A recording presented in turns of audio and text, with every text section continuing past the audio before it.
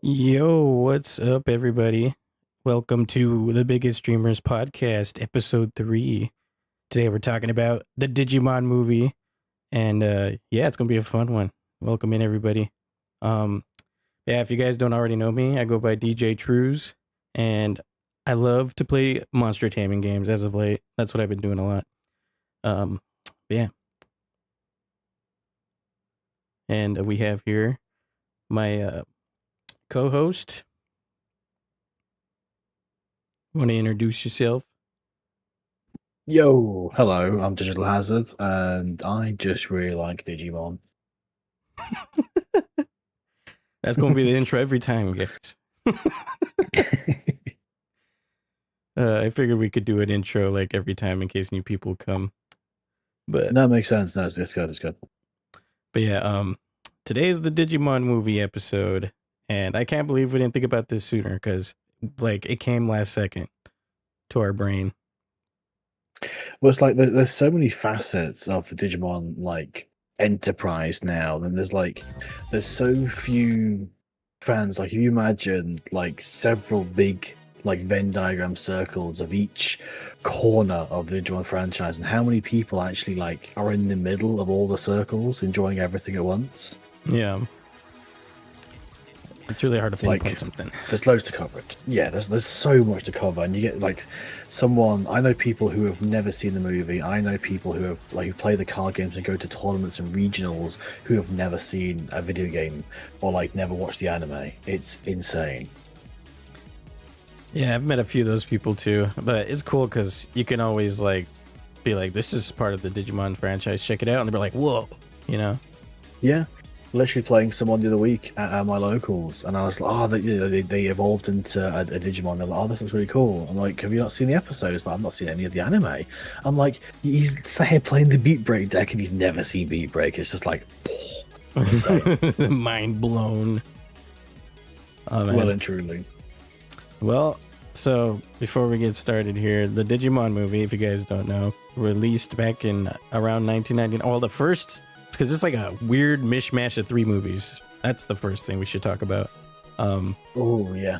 So it's a big mishmash. So it's got like the story of Tai and Kari when they were little, when they first met Digimon before the adventure series began.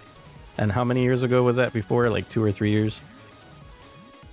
No, I think it was maybe 4. Yeah, maybe 4 or 5. Yeah, it was quite a big jump, but it just starts with that movie. It's like a 19-minute short film, but it's so cool. And it sets up the series pretty much. Yeah, so the first one's like the OVA. So that was before they really knew what they were doing with the franchise.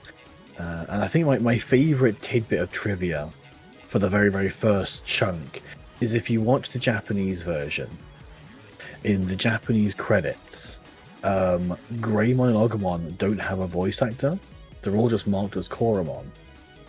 Oh, weird. Because in the Japanese version, he only speaks as Koromon. He never speaks as Agumon or Greymon.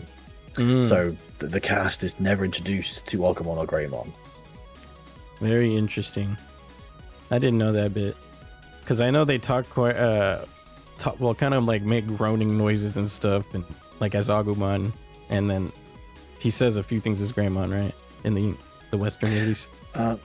Yeah, he says nothing as Agumon apart from just roaring and growling and agreeable noises. Yeah. But as Greymon, he sort of he's still Kari's still calling him Koromon. And he says, "Oh, I'm Greymon now." Yeah. Which that moment was one of the peak moments of my childhood. I'm Greymon now, and you're like, "Oh fuck."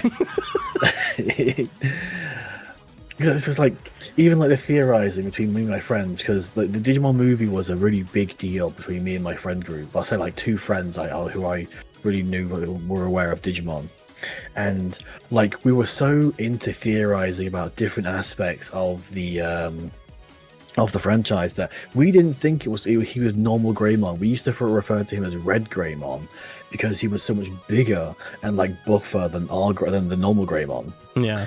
And he used Nova Flame, not Nova Blast, and the fire was like blue to white hot.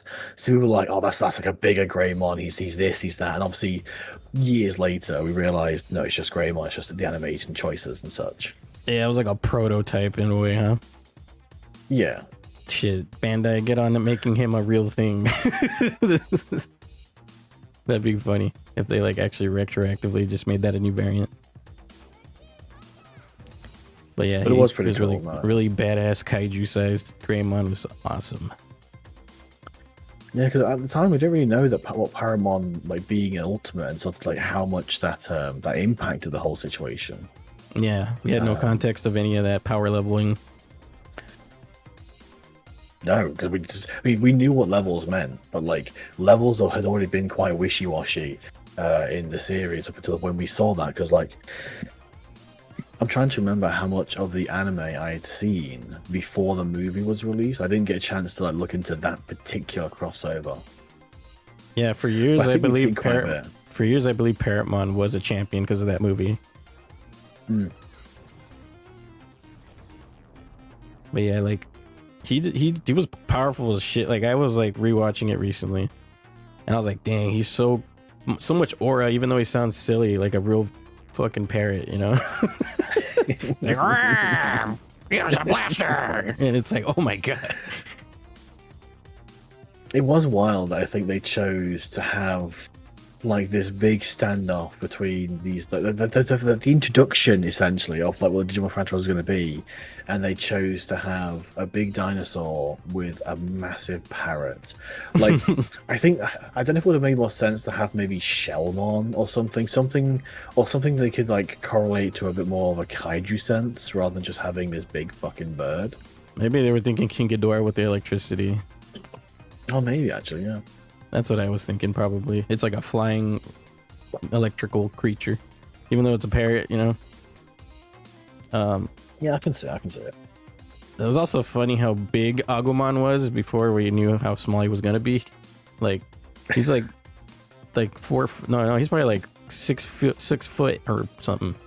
He was a big boy. What was the line Kari said? Because there was so many like little one-liners that like, when you compare like the sort of narrative choices of the Western OVA versus the original Japanese one, like the Japanese one is a lot darker to start with, and like Kari sort of narrating, because Kari doesn't narrate. There is no narration in the Japanese version.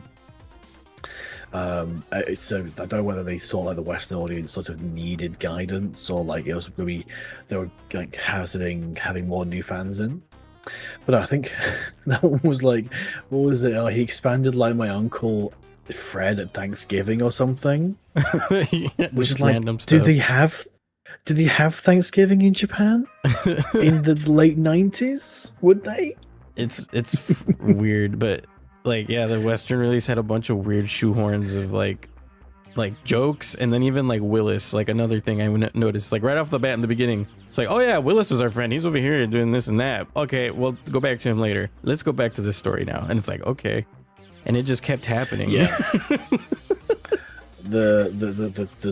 The editorial loopholes and acrobatics they had to do to tie those three films together is incredible. Like, in a way, I'm sort of like impressed they took three seemingly unrelated movies, apart from obviously having the cast and the franchise, and tying them into a cohesive storyline is fairly impressive. Took effort.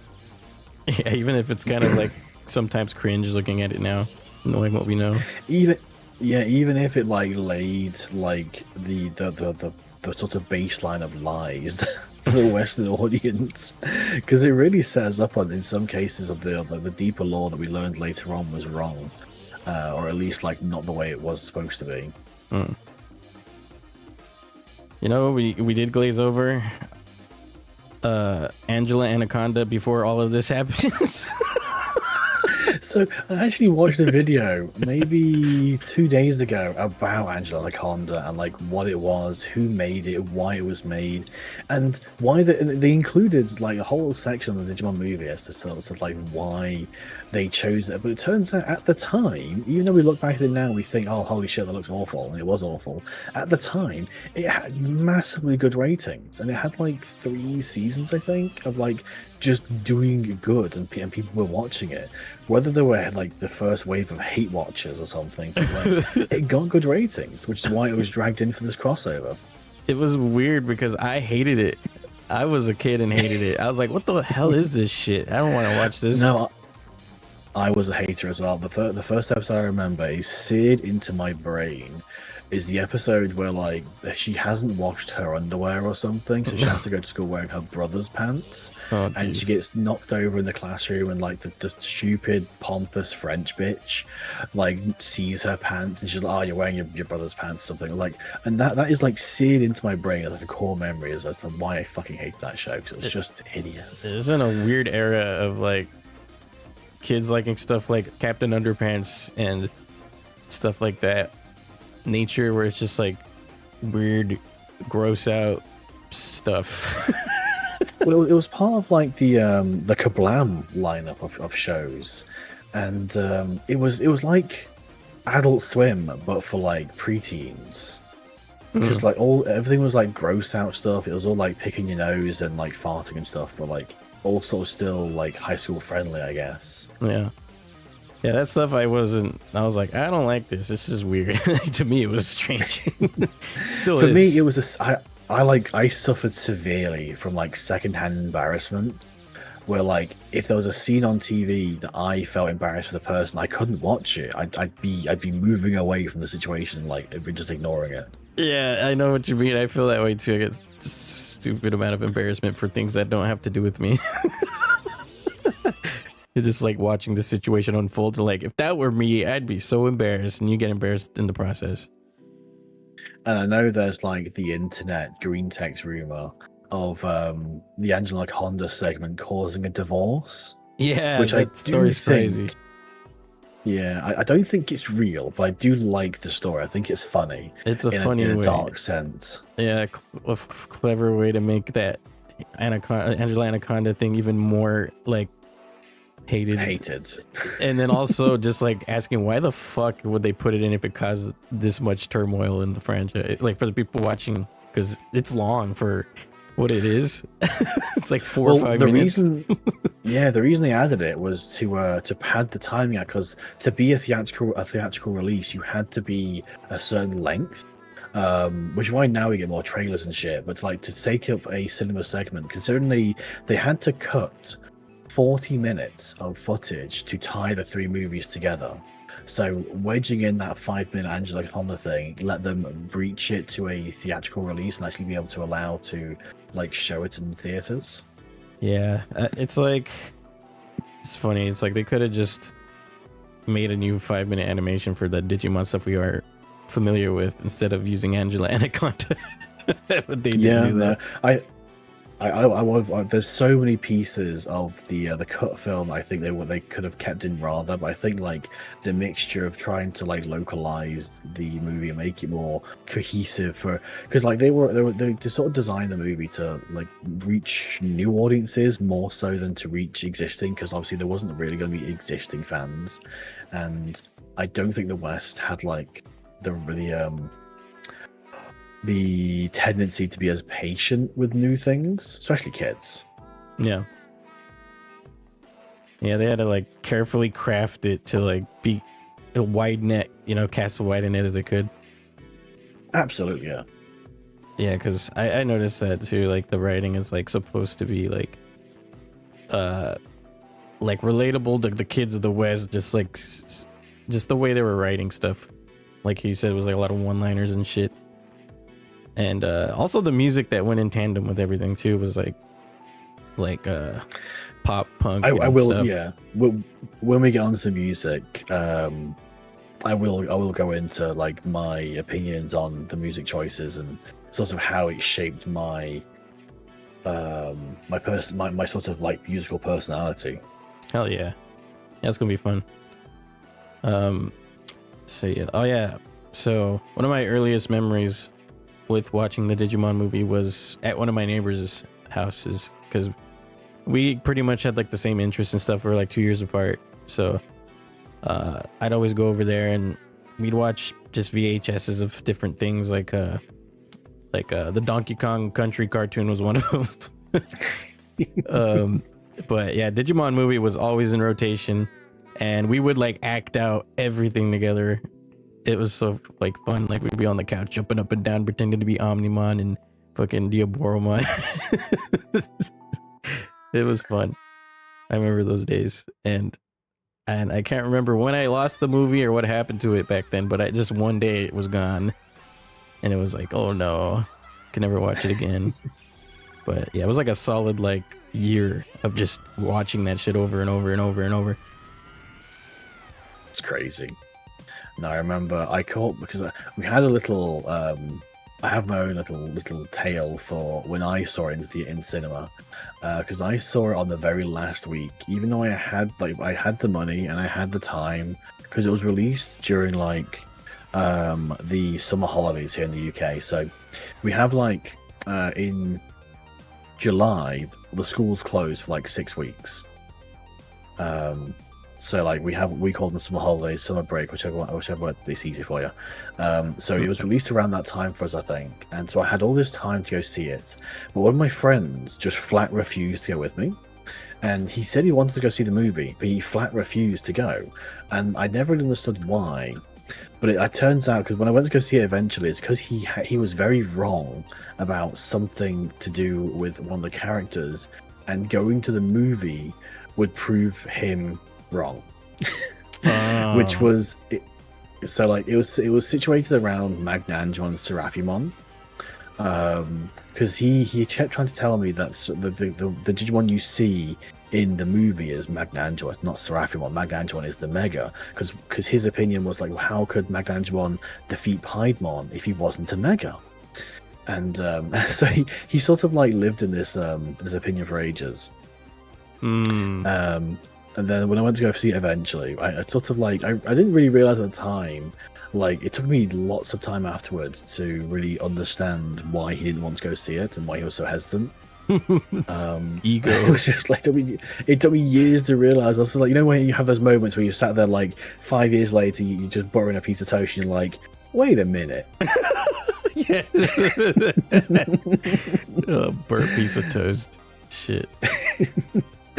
But I thoroughly enjoyed it. I went to the cinema, I'd say during the last week, on my own, because I live like within like a 5-10 minute walking distance of a cinema, and it's one I've been to a lot. I do tend to go to movies on my own quite a bit, because of like second embarrassment and stuff. This, I know why it started as well. Was that for a slight tangent? One of the first movies I saw in the cinema was just me and my sister.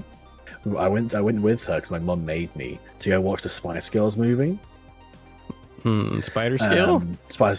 Spice Girls. So they said Spider Scale. I was like, what? Spice Girls. No, Spice Girls are like a girl group, like worldwide and shit, like in the late 90s. And my sister had no one to go with, so I was made to go with her. Now, there's a post-credit scene in that movie, and the Spice Girls themselves are like pointing at the camera, and they're just saying different things about like the thing, and it's like a bit of a fourth wall thing, and they point to the back of the cinema and like, oh, look at those two in the back kissing, and obviously who sat in the back? Me and my sister. Oh god. So all these people are looking behind of me. Yeah, thinking it's like a big joke. So all these people looking around and staring at us, and I'm just like, maximum embarrassment. I'm like, this is fucking horrendous. So we're like, we dropped in our seats. And it's like, this is fucking... Obviously, it wasn't like the directed thing, but it was just by chance that was the joke. So that like made me... I went to the cinema on my own for fucking years after that. Yeah, that's fucking crazy. But no, so I really enjoyed seeing it in the cinema. I really enjoyed seeing Digimon, like the stupid posters they had and the horrible like art they had for the posters. I still really enjoyed seeing it. I remember going to school like afterwards, and they're like, "Oh, what'd you do on your summer holidays?" And like we did like little reports, and I tried to really egg on about me going to see this movie, but like everyone else had been on holiday, they'd been to like summer camp and that sort of shit, and I just like my peak was like I saw the Digimon movie. I wish I don't remember if I ever saw it in theaters. I do remember watching like the Yu-Gi-Oh movie in theater. but not the Digimon one. I think I only had that on VHS. I was too young to be like going to theaters at that time, I think, because when the movie dropped, I was like 5 or 6. Oh shit! Yeah, actually, I was very small. So I was like, I'd have been like 9 or 10, I guess. Yeah, age differences. I was just a babby trues. So even then, like, even though we're essentially like half a generation apart, like, because I remember coming home from like primary school and sitting and watching Digimon, and like it was that's why I experienced everything sort of a different era, really, I guess. Yeah, I started real young. Like 5 or 6 was my introduction. So kindergarten. Basically, I was like a real small kid, and then I fell off of it later. But yeah, that movie was like my life for a good while. So, and also to bring this up, I did have a pinball machine from the Digimon Adventure Squad. It was like a small pinball machine. Oh yeah, there was a wild amount of like really odd merchandise for Digimon in the UK. Like, you'd have like tablecloth for birthday parties, and like t-shirts and teddies, or like plushies, I guess, and just really like clocks and shoes, and it was like maximum, but it was all like done in this horrendously like bootleg artwork. Like, it was all like I think official merch, but like, you know, I'm trying to think of the best way to describe it. Like, if you go and look at the old like Digimon movie like flash games on the old internet, that sort of artwork, where it was all like slightly just not right, but just close enough that they were recognizable. Yeah, off model. That's funny. Just so weird. Yeah, those like early days of like stuff like that always ends up having some oddities. Man, but yeah, my recent rewatch, I was like trying to remember a bunch of the stuff that goes on in the movies, and I will always love the second bit of the movie the best. Still, like, I can't get over that part. But Hurricane Touchdown. Oh no, our war game. Yeah, our war game. The Hurricane Touchdown, I've gained more respect for since watching the redub. But that'll come later. But yeah, like, I think the Deoboromon section is so peak. It is. I think in terms of formative parts of my youth, our war game was just fucking incredible. Like, this is long before the whole like adventure like being wrung out to dry and being reused over and over again. But like back then, everything about that was a fantastic. It was just so cool. I think I'm trying to remember if I saw Omnimon in that game first, or if I saw him in World 2 first. I think it was the movie that I saw him first in. Yeah, I still have Omnimon brain rot to this day, dude. It hasn't been cured. Like, seriously, I can't get over Omnimon being the coolest Royal Knight. I will always rib Bandai for constantly using Omnimon in things, but then like it's just like when they do use him, and it's always like, okay, I'm sick of seeing him, but this is the coolest shit. Like the whole section in Time Stranger, him appearing in Cross Wars. It's just like, I'm sick of it, but he's still really cool, and I just cannot fault him. Yeah, you can't, dude. It's impossible. It's like, and it's amazing how he's been like redesigned and had so many different versions, and none of them have come close to the OG. Yeah, the OG. Well, for me, my personal taste, I will always say Sword Defeat. Just, oh god, I love that version. But the first, like the original one, is very hard to beat. Yeah, it's like when you see him, you know shit's gonna be okay. He's like the Superman or the Captain America of Digimon. Yeah, exactly. Yeah, I didn't think about that. Pretty much just like that beacon of hope. That's what he is. The fusion of courage and friendship. Yeah. Which I don't really know. But yeah, I guess when you think about the crests, there's a whole thing about the crests and how they compare to the people who own them. and whether or not they are the most like realistic choices for them. So I think some of them may get lost a little bit in translation. But courage and friendship is a nice one because it's like going to like because I don't think because there's so many facets of this conversation. I'm multi-stream drifting across like 5 different topics. Because there's the option of like mixing courage and friendship, what that meant for the situation of like standing together and then assaulting or taking on this like Herculean task that has a nuclear warhead flying towards your location. 'Cause that's like I think that's touched on really lightly in a lot of synopsises, where like they fire a nuke at like Tai and Izzy's location. And they're fighting this nuke. So like this is like there's important to obviously saving the world and saving from Infinity War, but it's like there is a nuclear warhead heading towards that location. Like it's in today's obviously situation of how many things are going on. Like thinking about how that was launched, and it's like that's like holy shit. Yeah, the stakes are fucking skyrocketing, literally. Like I noticed like they. Like in the Digimon movie for the Western side, it didn't feel like a big thing. They were just like, it was just in the background, you know. And then when it landed, it just splashed after we figured out how to stop it. But like, yeah, the gravity of the situation was probably higher than most other situations we've seen in like a cartoon like that. Oh, definitely. Like there was no, because obviously the biggest comparison obviously to the other monster-tating franchises, but they all typically take place in like fantasy worlds or different worlds or like nothing even close. Whereas Digimon takes place in the human world, so it's much easier to like tie huge events to the possibility of a mass extinction event. Yeah, it's more grounded in our reality.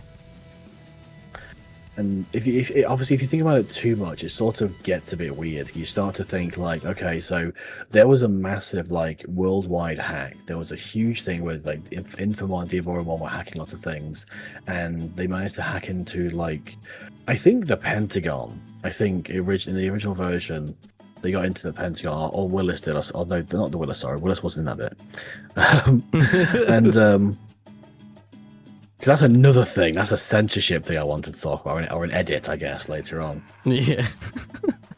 And then nothing happens. Like obviously they try and make things a bit more like serious in Try, but essentially Izzy and Tai used a homemade military internet connection to stop a nuclear warhead.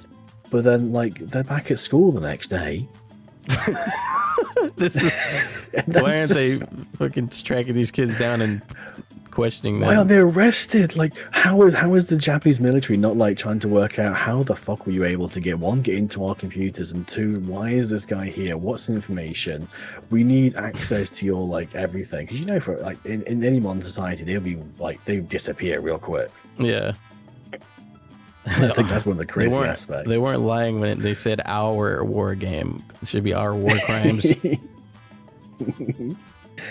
Oh, it's so good. What was the guy's name? The guy who directed the movie is like one of the coolest people. Oh, he had the art style of the movie with it, or is that Mamoru Hosoda was the director of our war game. Such a cool fucking like vibe to the way they animate stuff. Because he went on to do Summer Wars, and Summer Wars is. Have you seen that? I don't think I have. It's really good. I mean, it is basically the same idea as Digimon, where like everyone relies on the internet and their connection to the world, and they use this online like Eden style area to do everything: banking, rent, jobs, everything. And people use online avatars, which can vary from like jumbo jet planes to like fox girls to like books and shit. And like there's this whole like story with someone fighting and taking other people's accounts and turning into like some sort of like demigod, and they have to like fight this one single hacker to like get access to it. And it's a really fantastically good movie, so I do highly recommend anytime you get to. It's wonderful. I'll definitely have to think about that. That sounds kind of cool. Because basically the story, it's basically Digimon, but without Digimon and a bit more realistic. Where instead of having Digimon, it's like we have online avatars. And it's when you watch the movie, it's like you sit there and laugh at it, and then you have a slow laugh, and you think to yourself, "Shit, we're really close to this." Yeah, I mean that sounds pretty close to what's trying to happen these days. Oh man. Oh yeah, one other thing I wanted to mention about the war game writing was how many concoctions Ty's mom was making, like while they were all trying to save the world from, or save the country from that nuke. Like, fucking Christ, dude. Man, Mrs. Kamiya's like cooking was one of my favorite like additions of the Western dub, because I think in the Japanese version, the only issue they have is like his severely alcoholic father and his mum just basically trying to cover this, and like because the reason like she is shouting in the first part of the movie, she's shouting at Kari and Tai to keep it down because the husband had come home drunk. Because I think the story goes that the husband was like struggling at work, so he used to go out and get bullied by his co-workers and his boss and go out and go drinking with them, and it turned into like a really toxic sort of situation, and he'd come back drunk a lot. So he was either coming home drunk or was home and trying to go to sleep or was falling asleep and didn't want to wake him up or something. In the Japanese version, which is like a really fucking it's the whole stressful salaryman twist. Yeah, it's all dark, and then on the other side of the stick, you got fucking onion juice and fucking making cake without flour. So it's one of the reasons I'll always defend the dub, because it's silly. But I still think it's fantastic. Where she's like, "Oh, do you want a 3-bean salad?" And he's like, "Oh, no, thanks, Mr. Kamiya." It's like, "Oh, it's okay. I've got 2 beans anyway." Yeah. When she's making the cake, and he says, "Oh, do I have enough of this stuff?" Like he's sifting the flour, and she's like, "It's like I have no idea. It's like the first time I've used eggs to make a cake." Yeah, it was a flour bit. I think it's the first time using flour to make a cake. I was like, Christ. That was it, yeah. It's so good. That was my favorite addition, making her, because it was so like not relatable. Because like my mom was a pretty good cook, but I knew other people who had like that sort of relationship in the house where things were just always a little bit chaotic or that sort of shit. And it just made me feel so happy. Yeah. Izzy, here's your second glass of onion juice, and he just downs that shit. It just guzzles it down, and then has a piss later. Like, fuck. Yeah, because I think in the I don't know what, because they tried to make it like a stomachache, I think, and I think the Western version really led into like him having a stomachache. Where actually he just needed to wait because he drank so much juice. I think in the original version it was oolong tea. Yeah, it was. I think. Yeah, he was just trying to be considerate and respectful by accepting stuff. Just being polite. Yeah, because I've had the exact same thing where I've been to like my friend's house, and you know they're going to have dinner, so you're like, "Oh, okay, I'll just sit in the room waiting to finish." It's just that awkward thing, but they're like, "Oh no, come down, it's fine," and you end up sitting down at the dinner table with the family. It's like, "Oh, this is really fucking weird." Yeah. I hated taking people's offers. I'd always tell them no, and they're like, "Are you sure?" I'm like, "Yeah, I don't want nothing, don't worry about it, I don't want to inconvenience you." That's all I always thought. I wasn't me like, I'm above that or anything. For me, it was just like I didn't want to like encroach. I just want to like be a pain. I don't want to use up any food that was there for the family. Yeah. Obviously, I have no idea what sort of situation people are in, and it's just like, no, I'm fine. And sometimes I'd go home, and sometimes I'd just sit in the bedroom and wait. It's very relatable feeling. Them, But yeah, fucking. that was good. Yeah, that movie. So the whole Matt's section where they were at the old like I don't know how to explain it, like just like villages, just old ass villages they were at, and trying to get a connection to the internet. Because Floyd the barber, he was voiced by Jeff Nimoy, the guy who voices Tentamon. and I was part of a Wolfwood from Trigun. He also voices Wolfwood Trigun, who's like another little priest guy, and I was part of like a Facebook Live interview with him, and it was supposed to be for the Trigun re-release, and we just took over it as a bunch of Digimon fans. I say a bunch, there was like 5 of us, and that's when I said to him, I said, I really enjoyed your work as Floyd the barber, and because he does the whole like, oh, where'd you better go? And like, as he's looking around the room trying to find him because he obviously been sucked to the PC, and Jeff was just so happy that like someone remembered his, because they always remember the big characters, but they never remember like the little side stuff. Yeah, it's always cool seeing the so reactions to stuff like that. Lesser known characters that people bring up, like even like that's like really lesser known character. That's like some people don't even fucking think about that character ever.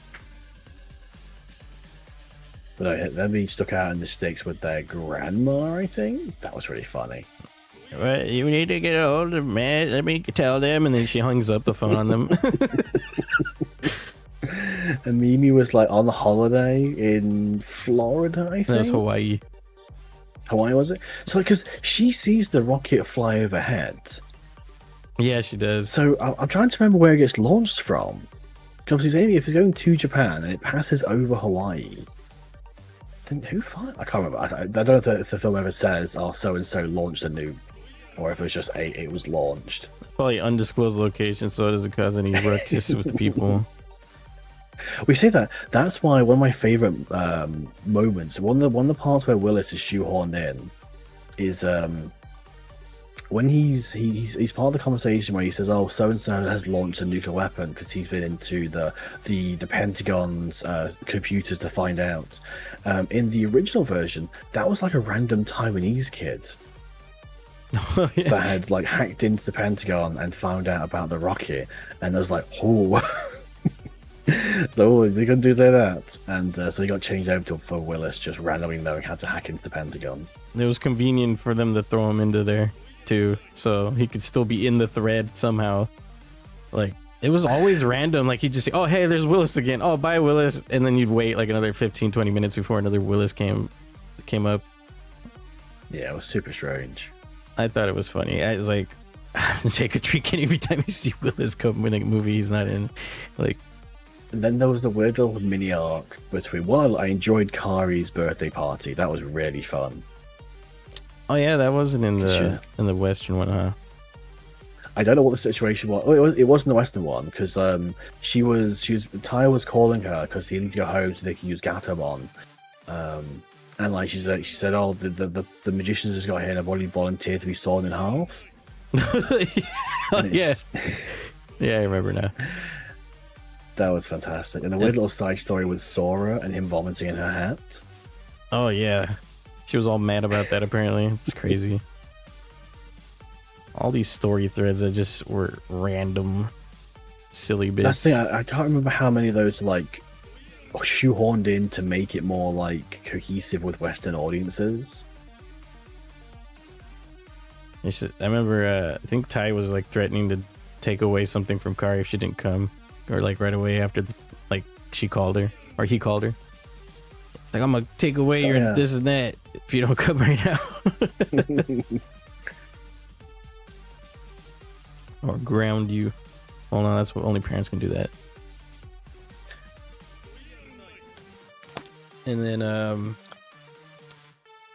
that penultimate moment where Diaboromon split into a million of him.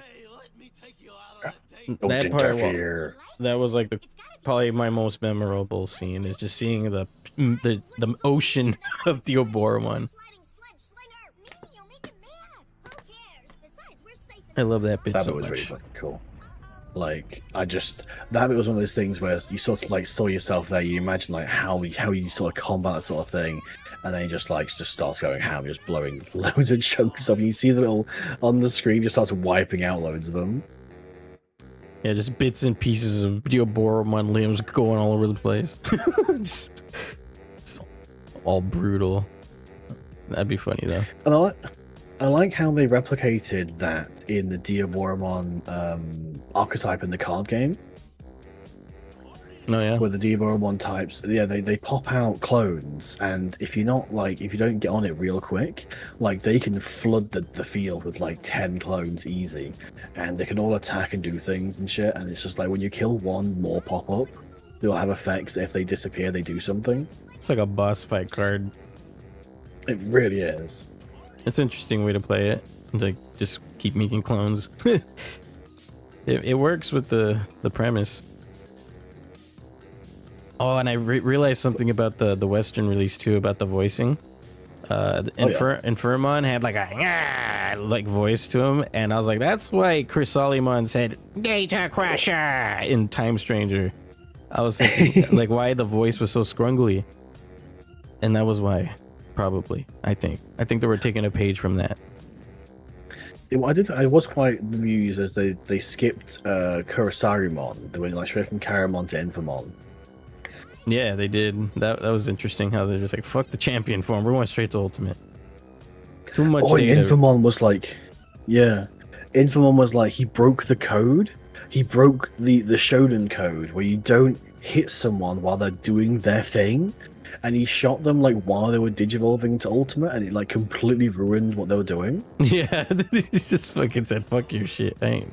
Like no one ever, like he literally he's like, oh, not having that, and just like he's like, nope, and just hit them while they were getting changed. Yeah, that was like very out of the blue in terms of like how it usually goes. Yeah, that's like dirty play, you know. Oh, horrendously so. But like he was the first guy or the first Digimon I know at least to do that. And it's just like, why haven't more animes done this? I always sort of like try to think about like what's happening during that time. Like, is him digivolving or anything digivolving?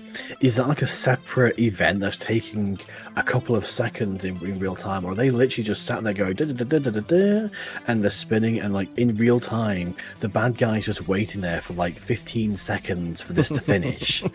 Like, is this really happening? I think I've seen a few animations of people like making fun of that fact. It's so funny. And there's a fantastic like animation anomaly around this part as well, where Kabuterimon is like hit by Infamon, I think, and Greymon turns around and shouts Kabuterimon as he does, but they chose to like animate his mouth to have him say Kabuterimon, obviously with his big flappy jaw, and it just looks so fucking weird because like his massive jaws go bah, bah, bah, bah, bah, bah, bah. Whereas normally he doesn't move his mouth when he speaks. Yeah, it just kind of just stays like open. They just have that thing where the big monsters just don't move things. I don't know how they function or how they do that. I imagine the voice is just projected from inside the large program. But on that one occasion, they chose to have him flap his gums away. It just looked really strange.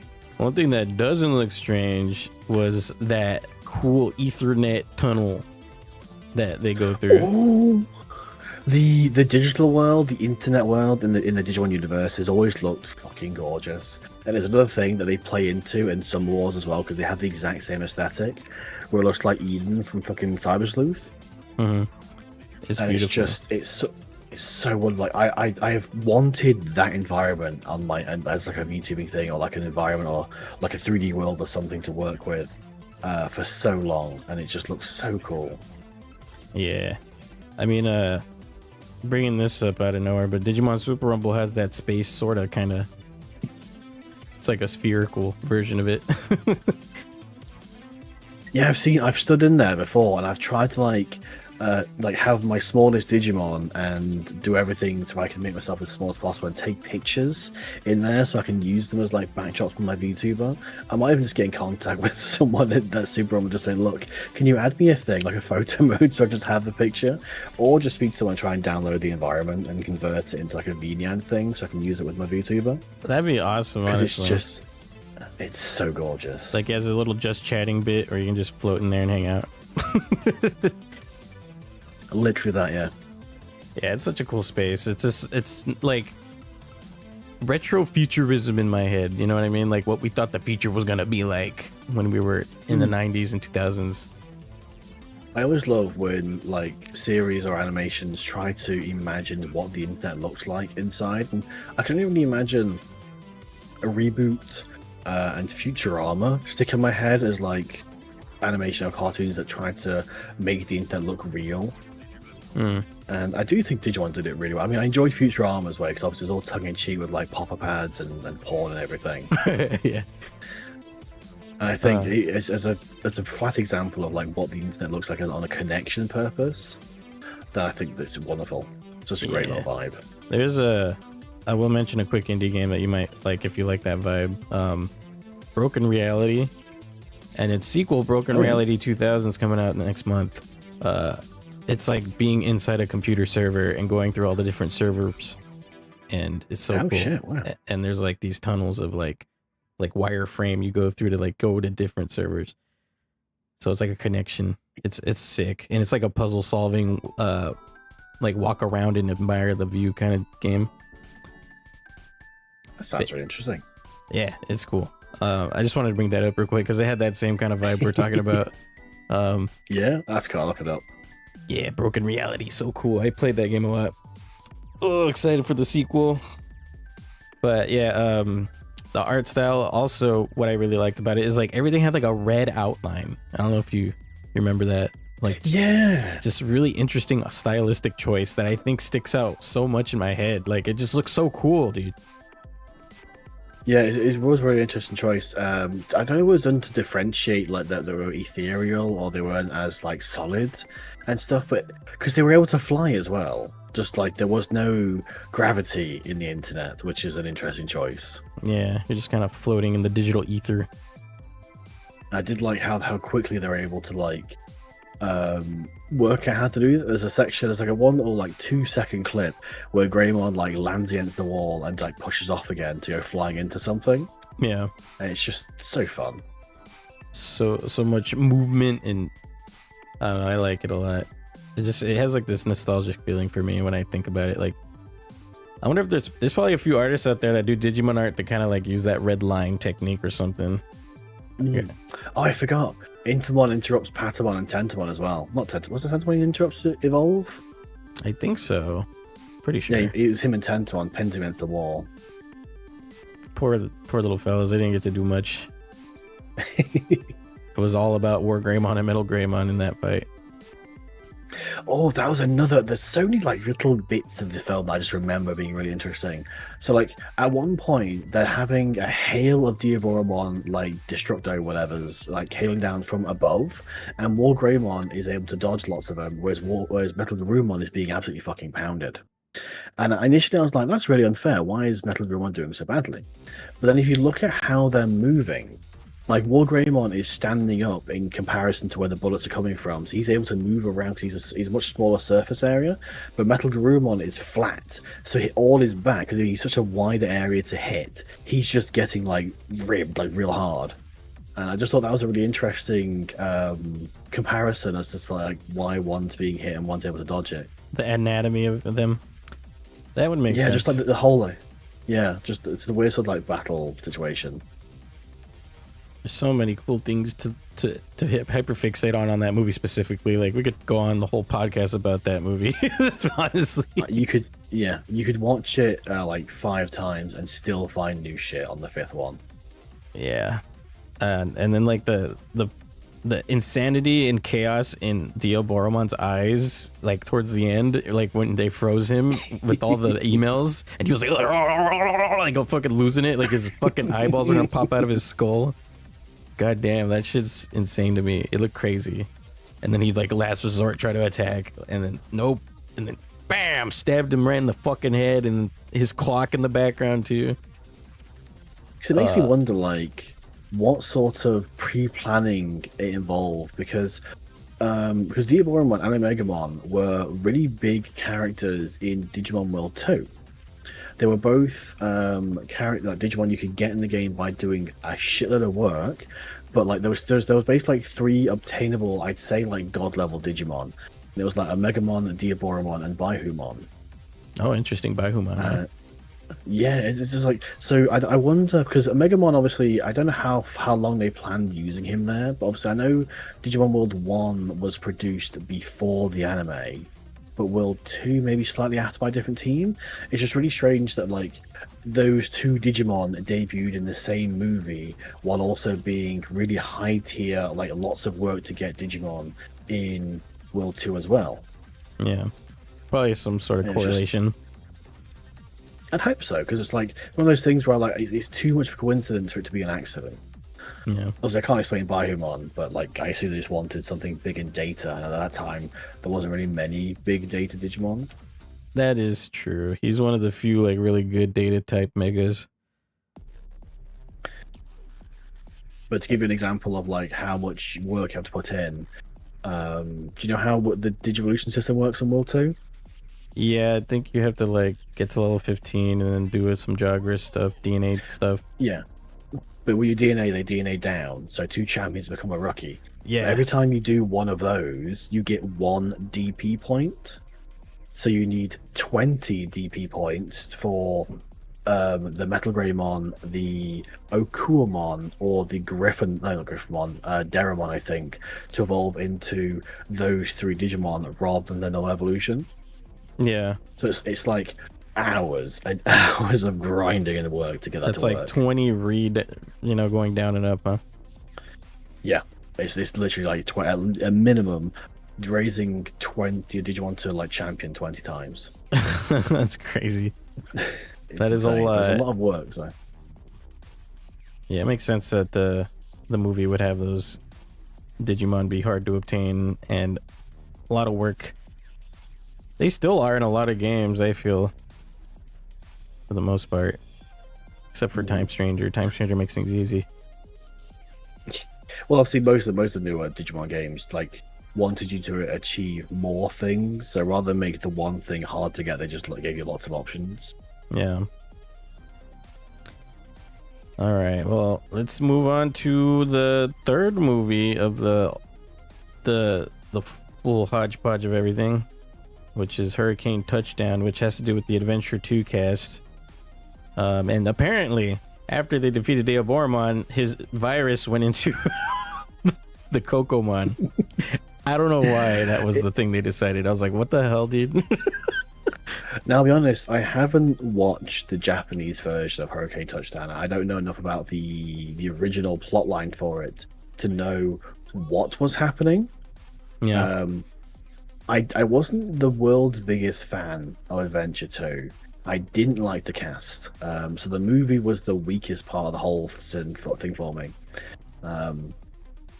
So I went into it initially quite like, because especially like you've just been fed this enormously fucking cool and epic scene with Omegamon or Omemon fighting Diaboromon, and you've just had the whole like warriors as he's like fading away and everything's amazing, and it cuts to like this little like this blonde guy being chased by Kokomon, which was pretty fucking terrifying because like he was just like go back, and that was like he was chasing him, but like in comparison to that, I don't think the fight was like as epic.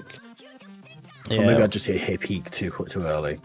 I don't know. Like, I agree with most of what you're saying. The fight was kind of cool when they finally get to the last section of it all, but it felt still pretty quick because it cut out a lot.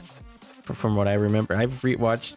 I did the redub watch, which is like the full movie basically, but redubbed. And then I watched the Japanese one a long time ago too, but I don't remember most of the details in the Japanese version. But I remember there being a lot more to the fight in those versions. So they cut out like at least a minute or two of fighting, I think. So that's why it probably felt a little, Yeah, I did like Kirpymon. I did think his design was cool. At the time, I didn't know he was like one of the 3 great angels or something. Yeah. That's one of the things I found funny is they kept the same scrungly voice for all the evolutions of his. Just yes, yes, I juggle you now.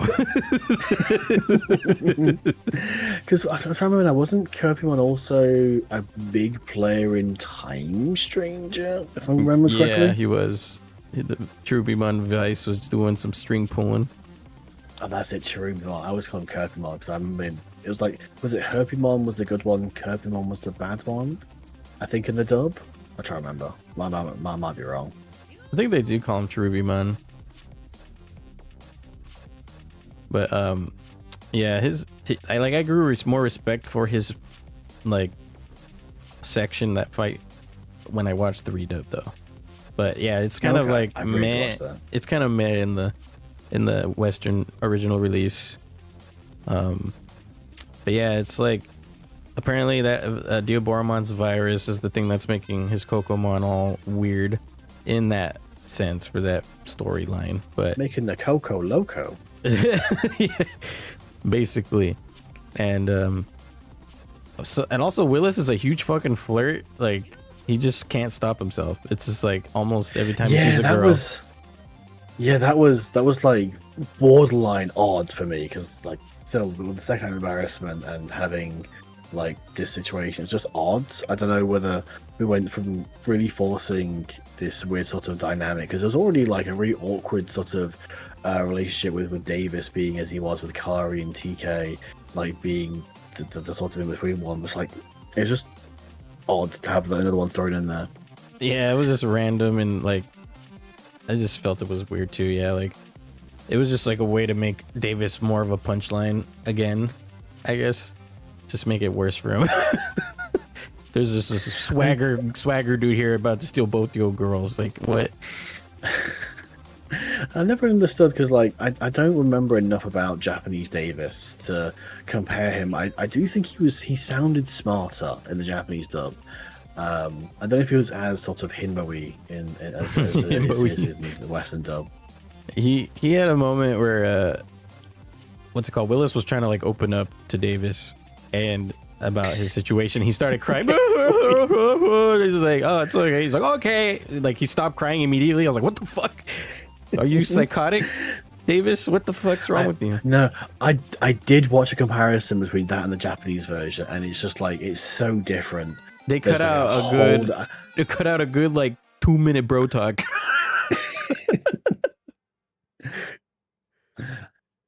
I think the one chuckle, one of the biggest chuckles I got from that section was between Cody and Digimon, because I loved how they made Armadillomon just so ridiculously southern.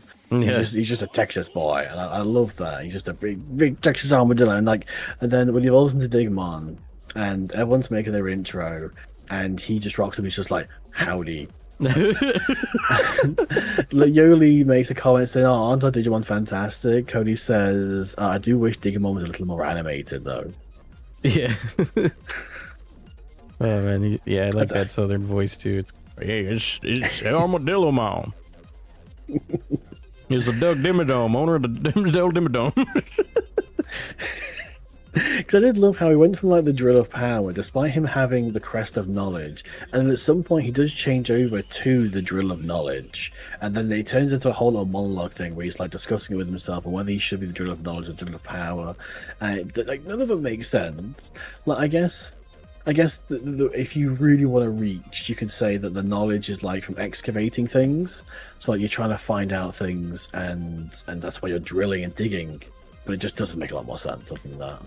Then Dremojimon must be a prophet, dude. Because you had Halcymon was the Wings of Love. I don't think we saw Shurimon. No, it was Halcymon and Digimon, I think, were the main two. And then it came with Angelomon and Magnamon. Yeah. We did see, we got Flamedramon and Ragemon as well. I was surprised we got Serafi and then Magnadramon. I was like, oh, we're not getting Alfani, huh? That was just, obviously being a fan of one, I know I have separated some online arguments involving Ophanimon and Magnadramon and who is the canon mega, because people get way too into this. Back when I ran a Digimon fan group on Facebook, the amount of arguments I saw about people just arguing who was who, and people would be like, they'd be vigorously attacking each other over this like really fucking remedial thing. And some people just really like Magnadramon. Some people really don't, and it's just odd.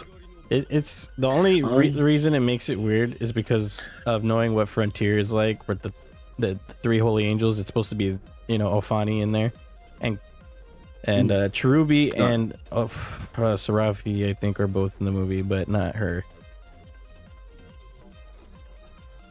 It's odd, but I mean, it separates them because I guess there wasn't much choice with Seraphimon, because obviously by that point I don't think Godramon existed, and him being, I don't think Godramon would have translated very well into English at all at that point. So I don't mind it. It separates them because there was always a bit of confusion when the same Digimon appeared in different series as to whether they were the same one, whether the same like sentience of that character. So I think having her as Magnadramon was fine. I also just think the long dragon aspect is kind of nicer in terms of the scene, because you had like Seraphimon in the middle and Magnadramon was like flying around him. Yeah, it had a good symbolism to it all. Like, it's nothing to like be mad about. I thought it was just interesting how that happened. I do think the way it's done, because I haven't seen the Japanese version, I haven't seen the redub, so going entirely off the Western version of having Angemon and Angemon, a champion ultimate, say, "Oh no, we need to digivolve to our Megaform, so we need to go on Digiex." It's like, what? Where is this from? Where was this halfway through the series? Where was this in Bloomin' Adventure when you shot kids to release their Megaforms? Why now did you have gold Digiex inside you? Like, why do you have what is it, Miracle and Magnamon is the Purity? Dreams. I thought it was gonna be Dreams. It's Miracles and damn it, I don't remember. I know that the other egg, Magnamon's egg, is fine because like it's a big just brick. Like I have a 1-to-1 scale of the Magnamon's Digi egg, like 3D printed in my room. Nice. Because I love it. It was given to me by someone ages ago. But no, the other Digi egg looks a little odd. It's got that weird frill on it. Yeah, it just looks like there's a long, like, curved, like, shaft, and then like a globe. Just looks like it looks like a cock and balls. I'm sorry. Yeah. Oh man, and it makes a diaper bunny.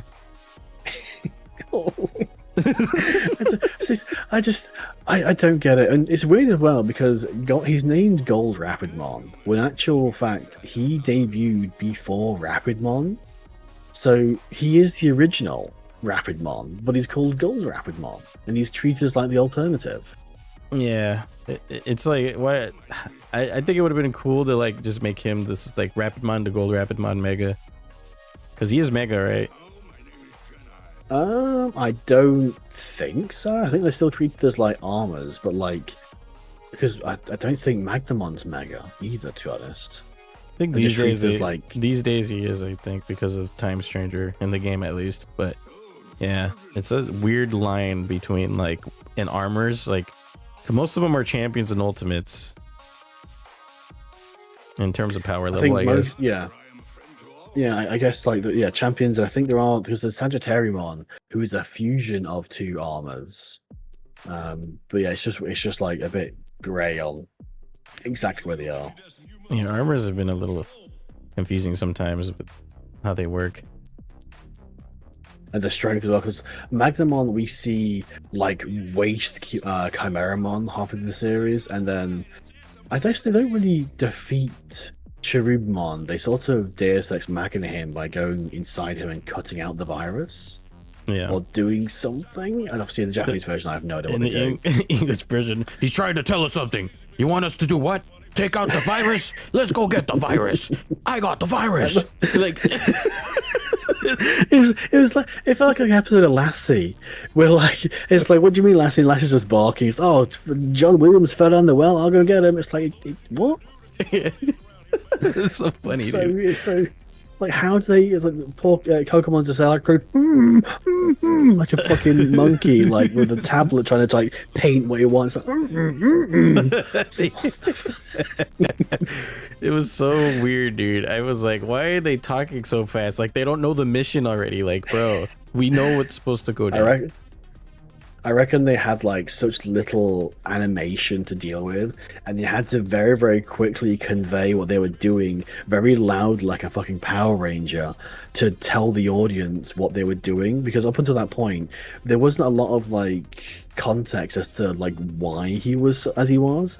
So they had to like very quickly explain to the audience what was going on, because there wasn't a lot of like enunciated context to say like for us to work it out. Yeah, they only really mentioned it in brief, like in the very beginning, like when a supposed virus entered Kokomon in the beginning, and then they don't really talk about it after. So it's easy to forget, like in passing. So yeah, especially when the film is aimed at like 9 to 10 year olds. Yeah, they gotta make sure we know what's happening, dude. It was too fast though. It was like really quick in succession. Like, what do you want us to do? You want us to take out the virus? Let's go take out the virus. You know, just like, god damn, you're coming to these conclusions fast. Oh man, but yeah, that writing was silly to me. I was a little disappointed that Antilamon barely got any time in the Western version. I think they had a little bit more time in the redub. Oh yeah, because it was really cool. I was kind of upset because we didn't see Churimon on that side either. It just went like it was. Kokomon, because Churimon is a champion of the good boy champion. Yeah, that's the one. From the good version of Kokomon. Yeah. Although, obviously, have you finished? You've finished Survive, haven't you? Yeah. Yeah, so we know what Kokomon went on to do. Nom nom nom. So I'm glad you replaying that game actually. Like, I saw, yeah. I wanted to pop in, but it was at time zones and stuff. I tell you what, every time I see Shuji, I say, "Fuck you, Shuji. Shut up, Shuji. No one cares about what you have to say, Shuji." But yeah. But no, I enjoy Kokomon. But then like, I put to the point because what another personal story I have for this movie is I saw this movie because it came out around the same time as Shrek. And oh no! I know what you're going with. Yeah, that's important for me because songs like All Star, Hey Now, You're like the whole thing. For me, that was Kokomon. And like that was where I found that song. That scene was where I found it. So then when Shrek comes in and he kicks the fucking toilet door open, it's like, hey now, and then everyone just connected to that. And I used to be a proper dick about it in school, because like the song would come on, and I would deliberately go out of my way to say, well, I know this song from Digimon, because I was that sort of kid. And people were like, shut the fuck up. Yeah, I know. It's funny because I forgot it was in the movie until I heard it again. I was like, why the fuck is Kokomon dancing to All Star right now? Just waving side to side to it. I was like, what the fuck? And then he's singing and he's just having such a good time. Like, this guy's just recovered from having a virus and being driven crazy. And he's singing and dancing, and Willis is like, oh wow, he's tone deaf. Like, let my guy live. The music choices in that movie were great, though. Yeah, I see. Growing up, I was sort of sliding into being a metal kid, but then the Digimon movie coming out and like being with all this like pop punk and like really really happy-go-lucky sort of stuff was like a massive change. Like I still really enjoyed like was it like Less Than Jake? Why was it Less Than Jake? The Mighty Boss Tones, I think, and Bare Naked Ladies. I'll run around. We'll run around. We'll run around. Because Bare Naked Ladies is another one. Because when Digimon was released, I was in secondary school, and I had access to the internet, and there was a website called Launch, which was where people could watch music videos for popular music. And I was everyone's watching like the latest things and Eminem and all that sort of stuff, and I was I'm gonna watch some Digimon ones. I'm trying to think to myself, there was that one called 1 Week. So I type into the Launch thing into Google, Bare Naked Ladies 1 Week. Oh no! Into this school computer. I hit enter, I scroll, and then like nothing happens. I'm like, okay, fair enough, I can't find it, whatever. Then like 2 days later, I'm back at school, I'm back in the IT room, and I log into my computer and it's blocked. and it's like go to the IT office, come to the teacher. I'm like, oh no, what have I done? And I go there and they say, can you explain your history, sir? And I'm like, our IT teacher was really cool. He was a really cool guy. And I'm thinking to myself, like, shit, what have I done? I've not looked for anything bad. And he shows me this one thing, just like bare naked ladies, and I'm like, oh, I said, look. And I had him search the song on his computer, which obviously was free of all the things, all the restrictions. And he looked at it, and I said, "Look, it's from this movie. It plays in the movie, and I've just been listening to it since." He says, "Oh, your story checks out this time, son. You can go now." That's so funny. Why have you been looking up bare naked ladies? Because at the time, I didn't even think about it. I didn't think Who even searches that term as like a porn term? Bare naked yeah, lady. exactly. I'm looking for tits. But that was just so many things, because it came out. The movie came out during my formative years, so I had a lot of like personal growth and personal like learning of the world around the same time. Obviously, Digimon as the franchise in the movie was there, so a lot of my like core growth moments are tied to something Digimon related. It sounds really strange to say, but there's so many things I remember doing that had Digimon was there in some capacity, and it's just really funny. It's cool to have a series stay with you that long, to be honest. And this is one stands the test of time, I will say. Like, even rewatching it, 25 plus years later, it's like, yeah, no, it's peak. It's still something I sit down and watch. There's very, very, very few films I can sit and watch. If I can probably count on one hand how many films I can sit and watch completion any day of the week, and this is up there with them. Yeah. Oh yeah, so before we move on to the next thing, we gotta talk about the villains a bit more, I think. Just a little bit more. Yeah, so technically we have a villain in all three movies, sort of. Like, we got Parrotmon for a little bit, then we got Dioboromon, and then Cherubimon Vice. Out of all three of them, I prefer Dioboromon, honestly, but after rewatching the redub, Cherubimon Vice was like getting close to tying because of all the extra bits. Excuse me, jeez.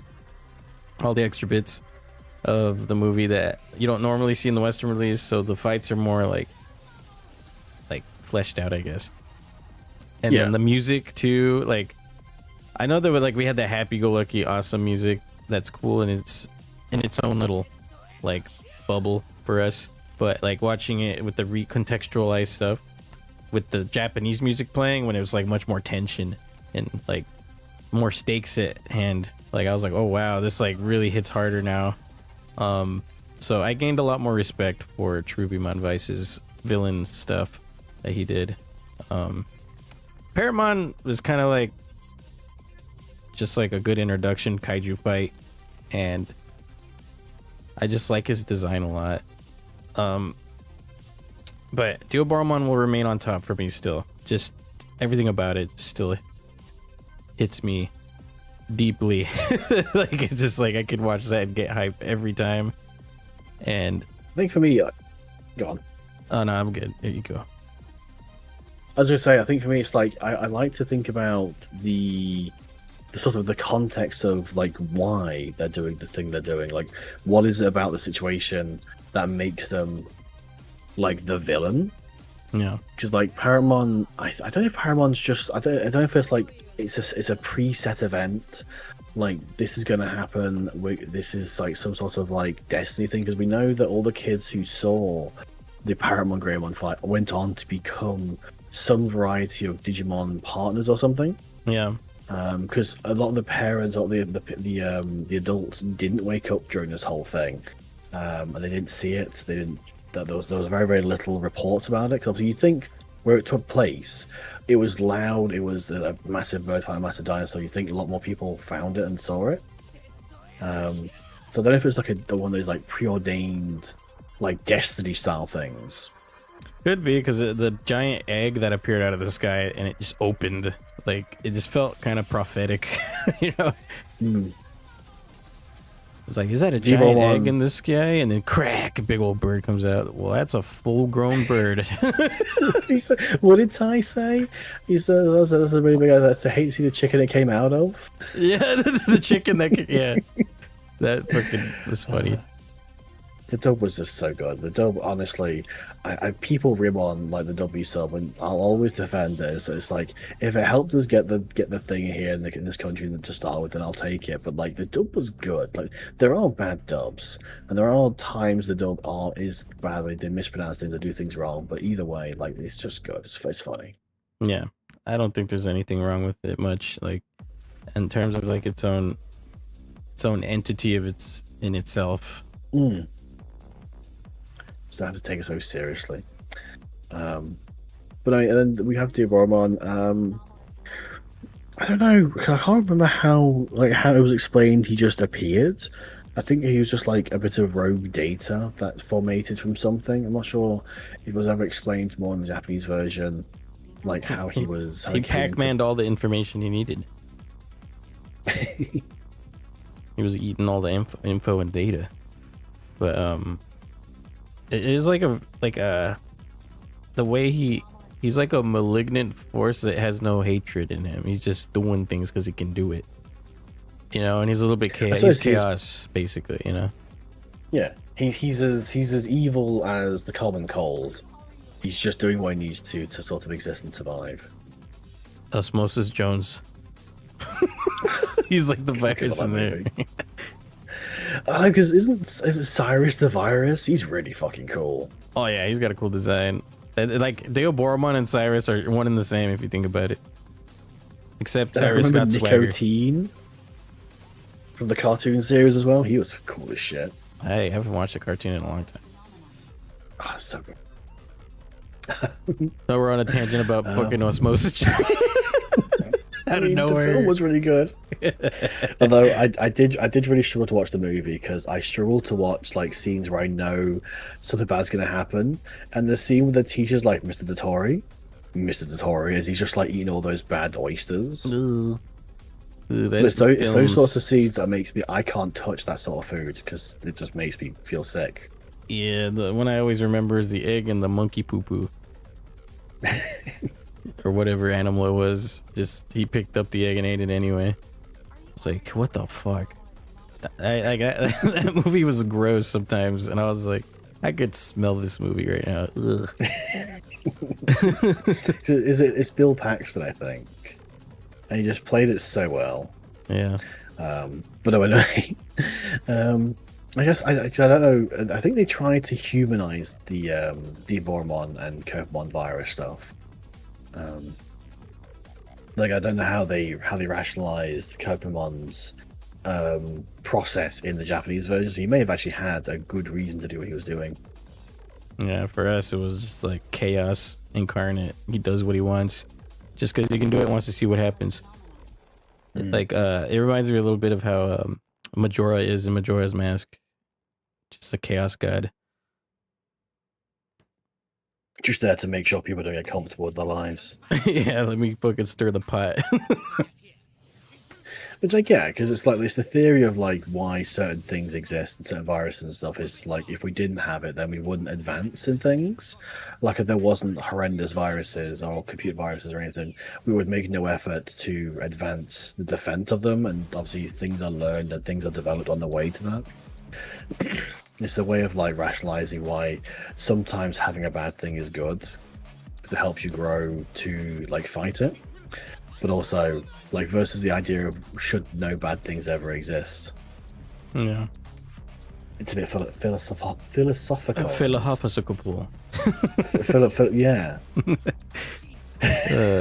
And then I guess Cherubimon would be like, I don't know, like stuck to the past in a way, like wanting to be kids forever and they can't have it anymore, and they get like evil because of it, because things are changing and they're afraid. Like that's how it felt to me. Like yeah, he's just scared really of the odd. changing times and getting older and all that. Yeah, because Willis was like the first one who was sort of introduced as having two partners with Gummymon and Yoko. No, Yoko. It's Coco. What's it called? Yeah, okay, Kokomon and Gummymon. I don't know, because I initially I thought it might have been a jealousy thing, where one just went evil for some reason. I probably should look back into like why they happened. I believe it. I believe it was just virus. It was like a not wanting to leave that moment forever. You know, I think that's what it was, if I remember correctly. I might be wrong, because I didn't have a chance to rewatch the redub because I have a lot of stuff going on. So I watched the old dub first, just because I knew that was a more important one. That's the one we all remember. The old one more. Yeah, but from what I think I remember, it's just him missing being young and with the Willis all the time and in the flower field. I did, yeah. So Kokomon, I think, felt a bigger villain. Kokomon to like Trubamon felt much more villainous, because like Coco and so Trubamon really enjoyed fucking around with him when he starts like juggling around, floating around. It's like he's having fun. Mm-hmm. He had a little bit of a psychoticness to him as well. Like, I'm pretty sure there are moments. I don't think it's shown that much, because I think they cut the scenes out where the Digimon like hit the mountain, but he throws them into the mountain like full Dragon Ball Z style. Yeah, he was a big motherfucker in that movie. He was huge. Also, I remember Antagomon's introduction where she like sort of like comes out of the water. Yeah, but the whole set piece was so fucking cool. It's almost like Eldritch in a way when they were like about to go into Trubimon's insides and they opened their mouth to eat them, there was like a weird purple energy inside of them that like a warp he would go into. It was like very Eldritch to me. Like a void mass, yeah. That's why I thought he had like a cool like design elements to him and the fight and everything. I thought it was like more, it was like dark in like a personal way for Trubimon, because they had like an internal struggle they were dealing with, while like Dioboromon's just fucking crazy. You know, he just does what he does. It's like there was no like personal deep wound in Diaboromon. There was a personal deep wound in Trubimon, and it was like really festering and like manifesting itself like that. You know, it got pretty wild and out of hand. That's how I viewed the movie at this point. Yeah, you know? No, I get that. Yeah, I really enjoyed Trubimon's little arc. I didn't like. I still felt it's like really, really strange how like he just got better, and then all of a sudden he's just like really big, like happy-go-lucky, like he turns into like the good one. Yeah, and he's just these big fucking pink smiling face. He's like, thank you, thank you. As he just fucking he just disappears. It's like, what the. It was so like dopey. It looked so dopey. He's a good boy now. Bye bye. But I did like seeing Flame Dramon show up in that part. And I think Lightramon came by for a little bit. Yeah, so Flame Dramon popped up to the fight. He's like, how'd you like your Kokomon? Flame Broiler grilled. Then he gets beat up.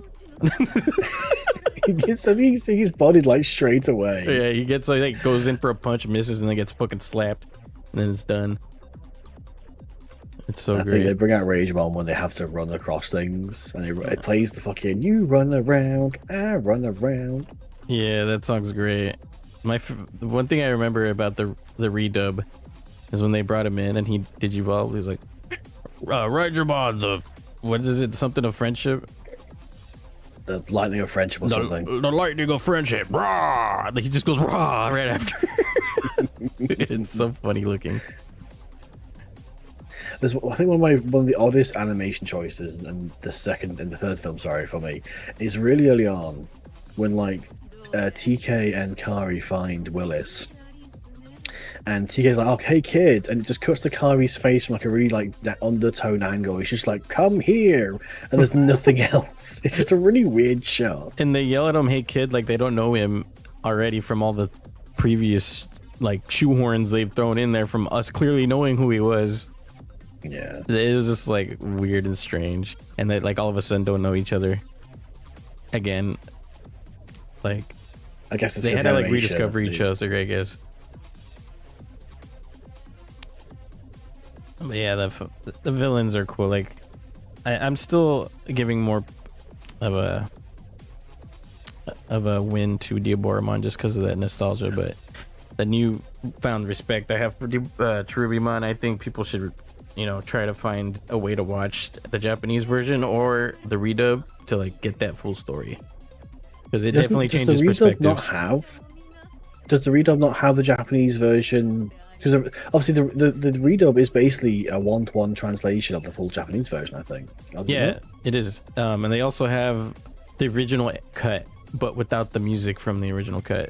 Like, it's kind of annoying because they couldn't get the licensing for a lot of it, I'm assuming. I mean, yeah, because that would have cost so much. Yeah, so they basically had to leave all that out, but they cut it the same way. I haven't watched that version yet because I like watching the silly dialogue when it comes to that version. No, I need to find a way to locate and watch it fully. I want to buy it, but I don't know how possible it is. Also, I don't have anything that plays Blu-rays. Yeah, I have my Xbox One that does that, so I have that covered. Yeah, Blu-rays are a little bit annoying to grab sometimes. Yeah, because it's all been done. I think it's worth noting that a company called Discotech are the guys who spearheaded getting hold of the rights to do so, and then like getting hold of the voice actors and shit. They did a lot of work, and all this is done mostly by a guy called Mark, who is like the owner and head mod of the biggest Digimon forums with the Will. He's Mark FBR, I think. He's an interesting individual within the community. I've had a few fallouts with him. We've made peace and broke bread and such, and we've chatted a few times since then about video games and such. And he's a really nice guy, and I was being a bit of a prick sometimes with him. So that's on me.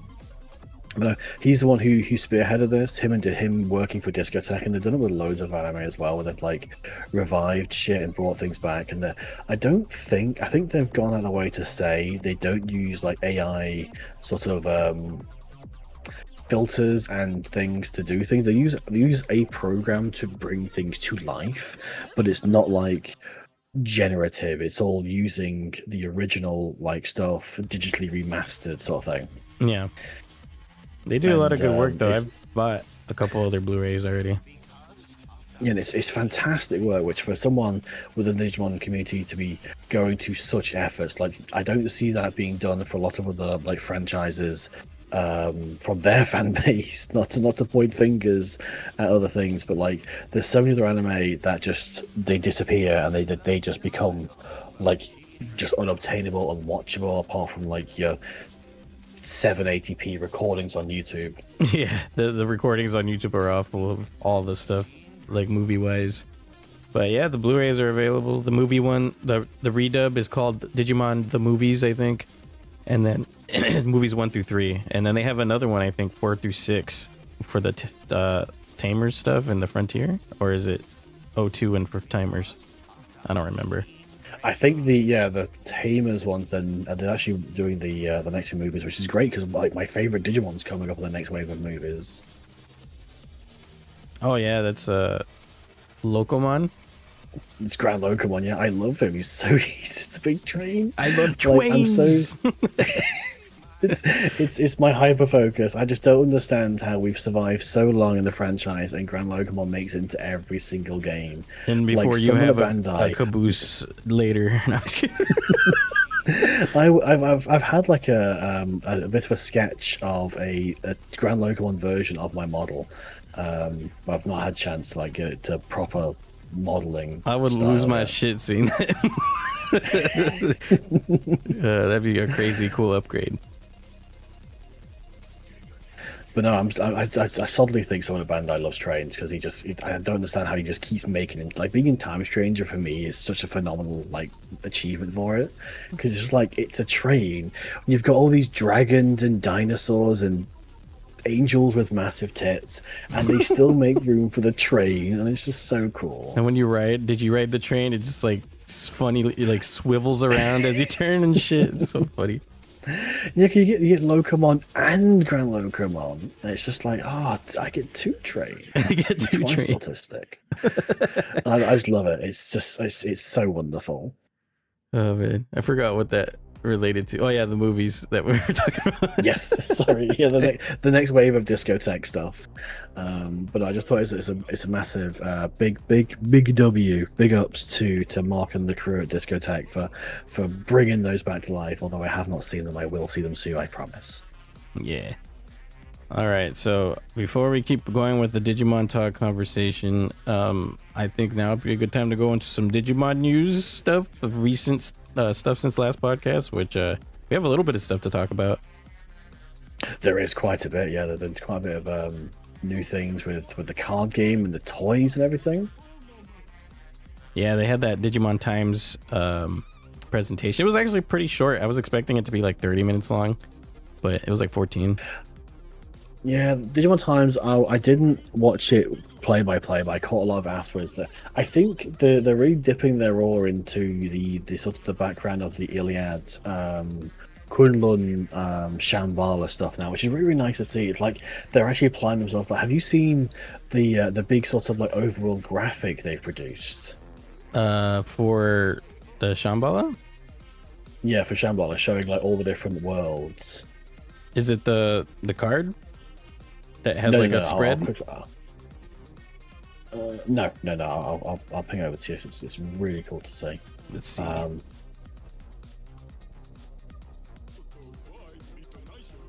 Oh yeah, Larry did send me that. So this is yes, it's the different like realms, I guess.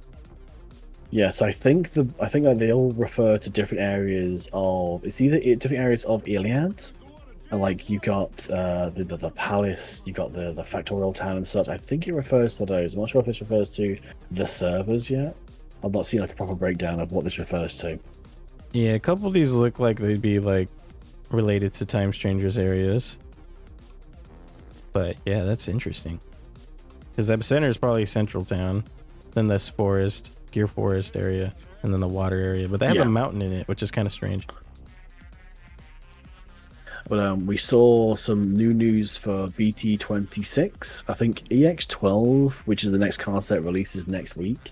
That has the first intro to the Toho cards, which are another like wave of new monsters with new powers, like Nizahamon and the a lot of the beginnings of the Shambhala stuff, which would be very interesting to see. I want to see that monkey. Agumon. Oh, Gokumon. Supposedly his decks will be really, really strong. I don't know if I want to build anything from yet. I've seen lots and lots of different things. I'm not sure how I want to go yet, so we'll see how it goes. I might find something interesting. We got, then after that we have BT26, which I think is in a few more weeks, which has more Time Stranger stuff to it. And in that set we're getting like Chronomon and Jupitermon, like just like Wrath Mode, I think it was called. The Wrath the Chronomon card, yeah, that's the one. But the Chronomon one will be really interesting because I wonder like how strong that card will be, like how it'll be summoned and used, and what level it'll be and such. They had a really cool artwork though. Like there was like some that had a spread where you had to get like 3 cards to make the full art. Oh yeah, so that was like the promo Demi-Devi, Patamon and Gomon, which were already part of the big TS toolbox engine. Then like it was Jupitermon, Aegotumon, and Aegiomon. I think there was a little bit of disconcern because I think they've chosen a really, really good Inori card, a really good Yuki card, but I think the Dan card is not the one that people wanted. But I still think it makes sense because they're all the promo versions. Yeah. But it's a shame because by the time those special cards will come out, because they're not due to come out until I think like next January. So by that time, like those cards will be mostly irrelevant. So, like the meta would have moved on enough that they won't be as powerful as playable at that point. Yeah. The meta always moving, dude. Yeah, I mean, the Digimon card game, I'm supposed to record something for the Digimon card game at the moment. Like, literally, the card game is in such a weird place at the moment in terms of meta and speed. Like, there are at least 4 decks on the market at the moment. 2 of them are really cheap, like literally starter decks, which are so strong, they just wipe the floor with most things. like the Beat Break stuff and the Beal Starmon stuff in particular, as well, the Angels as well, sorry. The decks are so strong that in the right scenario, you're winning turn 2. Oh my god. And it's just, it's so insane. It's so consistent as well. It was sort of like brought in thanks to the dual cards. Sorry, I realize I'm rambling about cards now. I mean, that's what we're supposed to be talking about right now. You know, it's fine. Yeah, it's the mechanic of the dual cards, because the dual cards are like they can be used as option cards and Digimon at the same time. And there's lots of cards that let you use options for free during a certain combination. So like you'll have cards that you evolve into an ultimate, and then the ultimate is allowed to attack. And then on attack, you can use an option card for free. So you'll use this evolution card from your hand to one, get the option effect, and then you can art digivolve for free into the Digimon. So you've jumped from like champion to ultimate to rookie to mega, sorry, in like one run. You've only paid for essentially one evolution, which is to your ultimate for like 2 memory. And then all of a sudden you've now got a mega who then gets to restand and do more things, have more abilities, do their attack, and it's like by that point you've lost like 3 of your 5 security checks, and it's like, cool, what do I do? There's just like nothing much you can do. And every time you do try and fight back, they tend to have abilities or effects that stop you or do more damage to you for you doing stuff to them. It's really frustrating at the moment. Yeah, I bet. It sounds like it. Like, if you're the one playing it, I'm sure it's hella fun. But, I mean, even to a degree, like, it really does. But even then, even the side of playing it, yes, they win, but it's like, it's not interesting anymore. I speak to a guy who runs the Beal Salmon deck, and it's like he's considering like just either leaving Digimon alone for a while or just like moving to different decks because it's strong, but like it's 5 minutes of them. It's becoming Yu-Gi-Oh! Where like it's 5 minutes of them doing things with their cards, and then you get like 2 turns or two effects, and then it's them again. It's like you're doing calculus for all your shit, dude. It's like doing calcs here and there, and yeah, it sounds like a lot to me. That's why I think I fell off, dude. Yeah, no, I feel it. I feel it because like I feel I love the card game. I love Digimon, and I really, really, really want to carry on with it. But like, it's so difficult to like rock up with the deck I like to run. Like, I'm running Grace Novamon, which is like a deck from the most recent set, but it's just not strong enough to like compete. Yeah. So it's just like really disheartening. You gotta rely a lot on like stuff like DC Go nights to have the fun you want. Yeah. I mean, luckily my locals are really, really like understanding and chill. But it's just like whenever you do face up against something, and you'll work your back out to get something played, and then they'll play 2 cards and just ruin everything. It's just really like, oh, okay, cool. Guess I'll die. I guess I'll die. Oh man, work hard gameplay. Then we had the new V-Pets. Oh yeah, the V-Pets look sick, dude. I was like loving how we got some new mons. So I have the old, the previous Toho Saihu Warriors V-Pets. Admittedly, I haven't played one of them. I've played the one that has Amaterasu on quite a lot, because it's the new like rechargeable pendulums, and they are really cool. They are like 50-60 pounds each, which is heavy for a plastic toy you'll charge a few times and eventually forget about. I do like that they've added Grace Novamon as a DNA to them too. So it's like, I don't need to buy these, but I really do. It's just that my favorite Digi. Oh. Yeah, and the 2 new Digimon, the little bird and the little snake. We all know I love the snakes. Yeah, the snake was sick. I was so happy to see that guy. I was like, oh, they give him a little silly hood that's made out of a snake. I love the trope with reptile creatures where they're wearing their shed skin. I've seen it in like Pokemon. I've seen it in other monster taming things. I think Yokai Watch has one. Yeah. It's always good. It's always fun. Very cute, and you just know he's gonna become a unit later. I think, according to the V-Pets and how the evolutions are laid out, I think he becomes Bacchusmon. Oh, So that's the 'Cause he has the rookie. same sort of.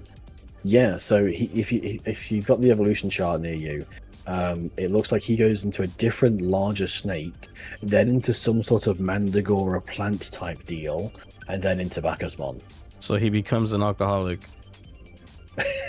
Basically, that Well, if you snake. think about it, because we have the snake Orochi story where he gets intoxicated by Tsukuyomi when he's fighting Amaterasu. Or the other way around, I'm thinking. He gets intoxicated by the warrior Orochi does in order to make him weak enough or dim enough to be defeated. So snakes have a good connection to alcohol in terms of like Chinese and Japanese lore. That's cool. I like that tie-in. It makes sense. I saw that the sprite for his like champion looked like a snake with like a bunch of berries on its chin. Yeah, we some whether they're like fermented berries that they can use to make wine or something. I don't know how it's gonna work. Yeah. But I will admit, my opinion of Bacchusmon changed dramatically when I saw him in Time Stranger. Oh yeah, you liked Like, his like the way he carried himself and the way he spoke. Yes, like he was such a great character. Like initially when I first saw Bacchusmon, I was like, what on earth is this? It's a big mouth Majin Buu looking. He thought he was gonna be like when he talked. Yeah, honestly, and then he speaks in this like such a great tone, and he had this one quote, I think. What was it? It was like, a party where there's no one there or something isn't a party. Let's try to find the exact quote. Something A along party's those not a lines. party if there's no one to party with. That makes sense. I like partying. And it's such a great thing because I loved his story. I loved how they dealt with him. I loved how they eventually defeated him by like wading into his alcoholism. Yeah. I loved, like his like narrative struggle with it, and it's so good. And then the bird, would that be going into Sarismon? Maybe. Let me sort of pull up that. Because they had like that like Greek toga on too, that made out of feathers or some shit. Yeah, I don't know. Yeah, I did. I noticed that. Where the one heck is it?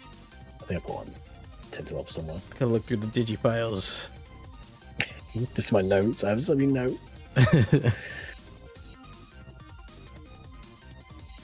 Right, so the bird looks like it will. Yeah, it looks like Sarismon because it's the bird. Then maybe Kiwimon or something like Kiwimon, maybe a different version of Kiwimon.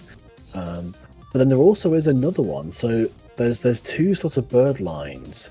So you've got Kiwimon and you've got another newish bird which looks a bit more familiar, and then a third newish bird, and then into Junomon. And I It looks like there's, swear, like, we're decent always chance of- getting like little tiny drops of new mons as we like randomly a week we'll just have like 2 new mons came out and everyone's fucking loving them. The new Blorbos. A couple of new Blorbos. They're good Blorbos no. though. Like they seriously like the bird one I don't know, I'm like kind of indifferent on, but the snake is like really cool. Oh, wait, We yeah, need it an looks really good, insectoid, dude. I've been waiting for new insectoids. That's what I want. It's been a while. I think like was it Tyrant Kabuterimon was like a big one, then Grandness Quagamon. It just seems to always some fall into Kabuteri or Kawagamon. I just want like new bugs. Yeah, give me a Sneemon fucking Orchid Mantis. I would lose my shit for that. But yeah, I don't know what other stuff really was noteworthy from that time that times thing. It was real short. There wasn't a lot because obviously they'd already released a bunch of the card information. We've seen some new Data Squad support coming up in. I think the next set's called Timeless Bonds. Oh yeah. We've seen some. They're releasing also like they're working into a new rarity as well, where like the card will have like a lot of gold text and it's just like a whole new layer of things to it. So that should be interesting and cause people to have to buy more. And then they have fucking we saw like a bunch of Beat Break merch and plushies and stuff like that. yes, a beat break. We saw like BT 27 and 28. We've seen EX 13 and 14. So like, we have like the next 4 sets like not like laid out, but we know what's happening. Like I think there's going to be something X related coming soon because like BT27 is all about the X antibody. Ooh. And they've got 2 sets. I think both 28 and 27 are going to be X related, which would be interesting. So I don't know if we're going to have something big in the Digimon verse that's X related. Yeah, it'd be pretty cool. And then I know EX13 is going to be based around the Royal Knights, I think. Royal Knights. I love that. Chronicle. It all looks very, very cool. And also, I think we're going to have some more stuff with Liberator soon, because obviously we are still expecting Elysian to drop. There was 0 about Elysian. There was like 0 new information about Up. Yeah, it was like really nothing. Why didn't they show anything, dude? That was like the perfect time. They don't have any more like bigger presentations that's Digimon related at all. I think Digimon Con and Digimon Times are like the 2, really. And then whatever they decide to put on social media here and there. It's weird, like, I almost wish they would shut up on social media and just save everything for the big event to make it, like, more worthwhile. But then, like, I like the drip fed information because it feels like you can not have to watch these things to get everything. Yeah, there's a bad and a good to it. Like, it's cool being there for the full event to look at all the announcements one by one and, like, be hype and, you know, but, like, the surprise drops are cool, too. Yeah, the franchise is doing so well. Like, it's so strong at the moment. We've got like toys, we've got anime, we've got cards, we've got games. There's obviously we still have the Time Stranger DLC coming out next year, I think. Yeah, undisclosed time next year. Loads going. And for them to be shifting so hard into like new lore and like really developing on like the Shambhala stuff is like really super refreshing because it's like we finally have a team who are dedicating themselves to telling the story. Yeah. And also, I forgot about this bit of news that I can't believe I forgot about was so we got a random ass update to Time Stranger that gave us viewing stats in the farm and some other stuff. Oh shit! See, I've not logged in since, so I don't know what the extension of. I heard they fixed the farm. Yeah. And did they add Terriermon Assistant? I think. Yeah, Terriermon Assistant is now part of Terriermon's Digimon evolutions. I think there would be considered a champion or a slide form. I don't know, because they're still rookie to rookie. I'm really bad with Time Stranger, right? I really want to go back to Time Stranger and play it again, but like I was just so content with the game. I was so happy, like so fulfilled. I feel like I've read this perfect book and I put it down and I was like, I do not need anything more from this story personally. Just on that the initial like experience, it's like this was just so amazing. So I've been back for like the 3 DLC bits, which admittedly were not great. But I still think it's a good story though. Like, yeah, it's I was gonna say I beat the mega difficulty version of everything. And I didn't do a single side quest. And the Omnimon bit at the end was so fucking funny. It was so like, yeah, it ended in a fire. Strange. It was just like a quick, I'm gonna come here and do your Supreme Cannon Transcendent Sword, boom, and then it's done. Yes, I don't know. I do think in comparison, like, during the fight of, are you referring to the DLC Omnimon bit or the actual final boss Omnimon bit? Oh, I'm talking about the final boss where you can get the whole Royal Knight crew to come and help. Yeah. So if you don't do that, it's just Omnimon by himself. Yeah, I think that is easily the sort of the worst designed extra, because I feel really bad because like the scene itself is so incredible, like having them all come in and doing their things, and it's just so fucking cool that for people to miss it just for something that, I mean, the quests were a bit abhorrent. Like they dropped a lot of quests on you with seemingly no reason for you to do it. So not telling them, not even hinting at the person to say, oh, you should totally go do these, because I think so many people missed out. And then I watched a few streams and I eagerly awaited to see, and I'd say, have you done all the quests? And they'd say, oh yeah, I've done some of them. And I'm like, they're just like, oh, you really should go do them. Oh no, I'm strong enough, I'm fine. It's like, it's either you're gonna get the very best like thing ever you've seen in your life, or you're gonna get something that ends in a fart. Like, it's no in between. Yeah. And I have a video on YouTube saved in my favorites of the best recording I've seen of someone recording that section, just so I can go back and watch every now and then. Get a serotonin boost. Sound design, yeah. The sound design though is just so good, especially the bit where like Alphamon like caves him in the head and drags it down. Fantastic. I just can't wait until we get that expansion and what they're gonna be adding to it, and it's so exciting just thinking about that. I know this whole podcast isn't about that, but fuck, dude, it's hard not to speak about Time Stranger on like the Digimon news section. Yeah, we're on the Digimon news section, so it's all gravy. But like, I really hope they take into the account the whole like favorite Digimon thing, especially these two new Digimon. Because if the DLC does sort of shift a little bit towards Shambhala, which I sort of hope it does. I think it just my dream for the thing. I've got two big Digimon game dreams at the moment. Is either the DLC is like just some extra Time Stranger, whatever. It's just some side story, cool, whatever. Like maybe some history for Kyoko, maybe how Kyoko became to Alphamon or something like that. Or it's like Shambhala. It's like, here is Shambhala, and this is what it could be. Yeah, those are some pretty good outcomes I would be happy with. But then also, obviously, following the trend of how Digimon games work, we'll do a world game soon. And like, would I prefer to have Digimon World Shambhala? Would I rather that, or have it into the Time Stranger style?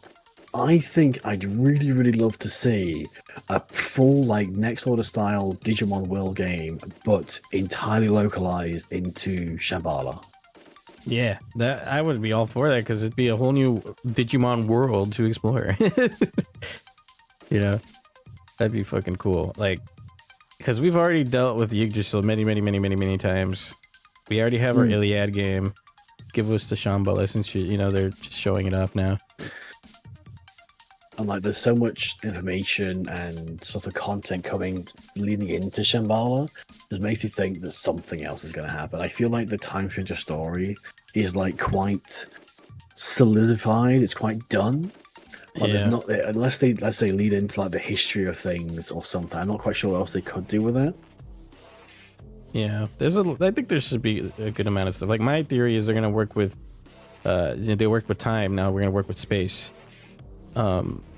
And they're gonna have Proximamon be like a catalyst boss or story element in it, because he's like the space god Digimon, basically. Yeah. And Gamamon was #1 picked, and they mentioned him at DigimonCon. Proximamon, like, it just feels like they're sowing the seeds and pulling the threads right there. I really hope it's something really cool.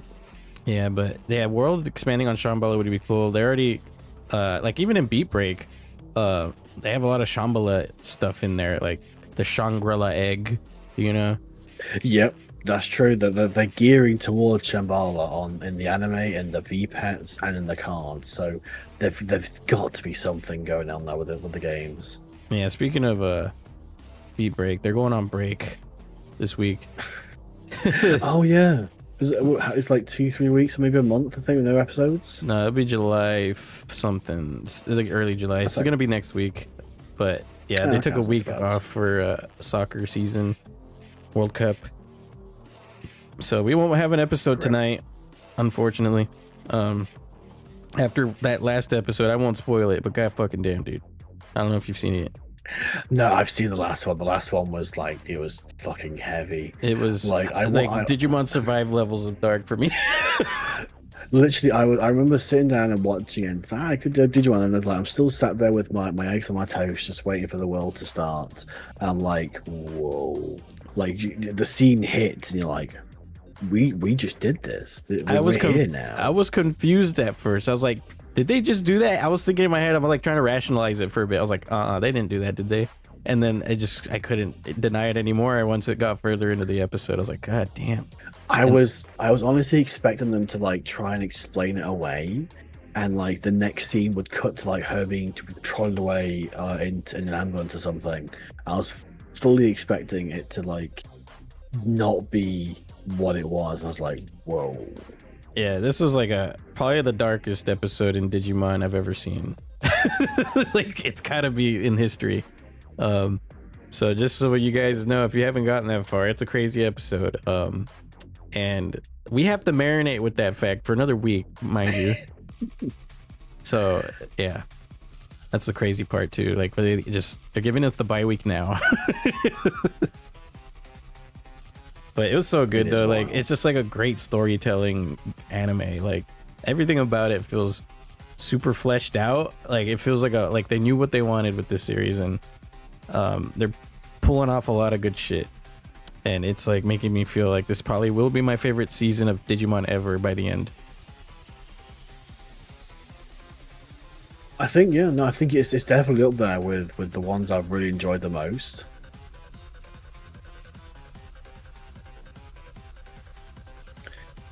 I can't think of many of the things that was better. To be honest. And then one more thing, we got all our ultimates finally.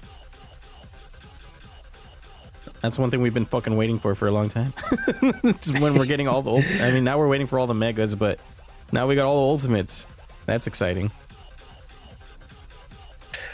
Yes, so I'm hoping that obviously that's another thing the card game did. The card game sort of like spoiled what was going to happen with some Digimon. Yeah.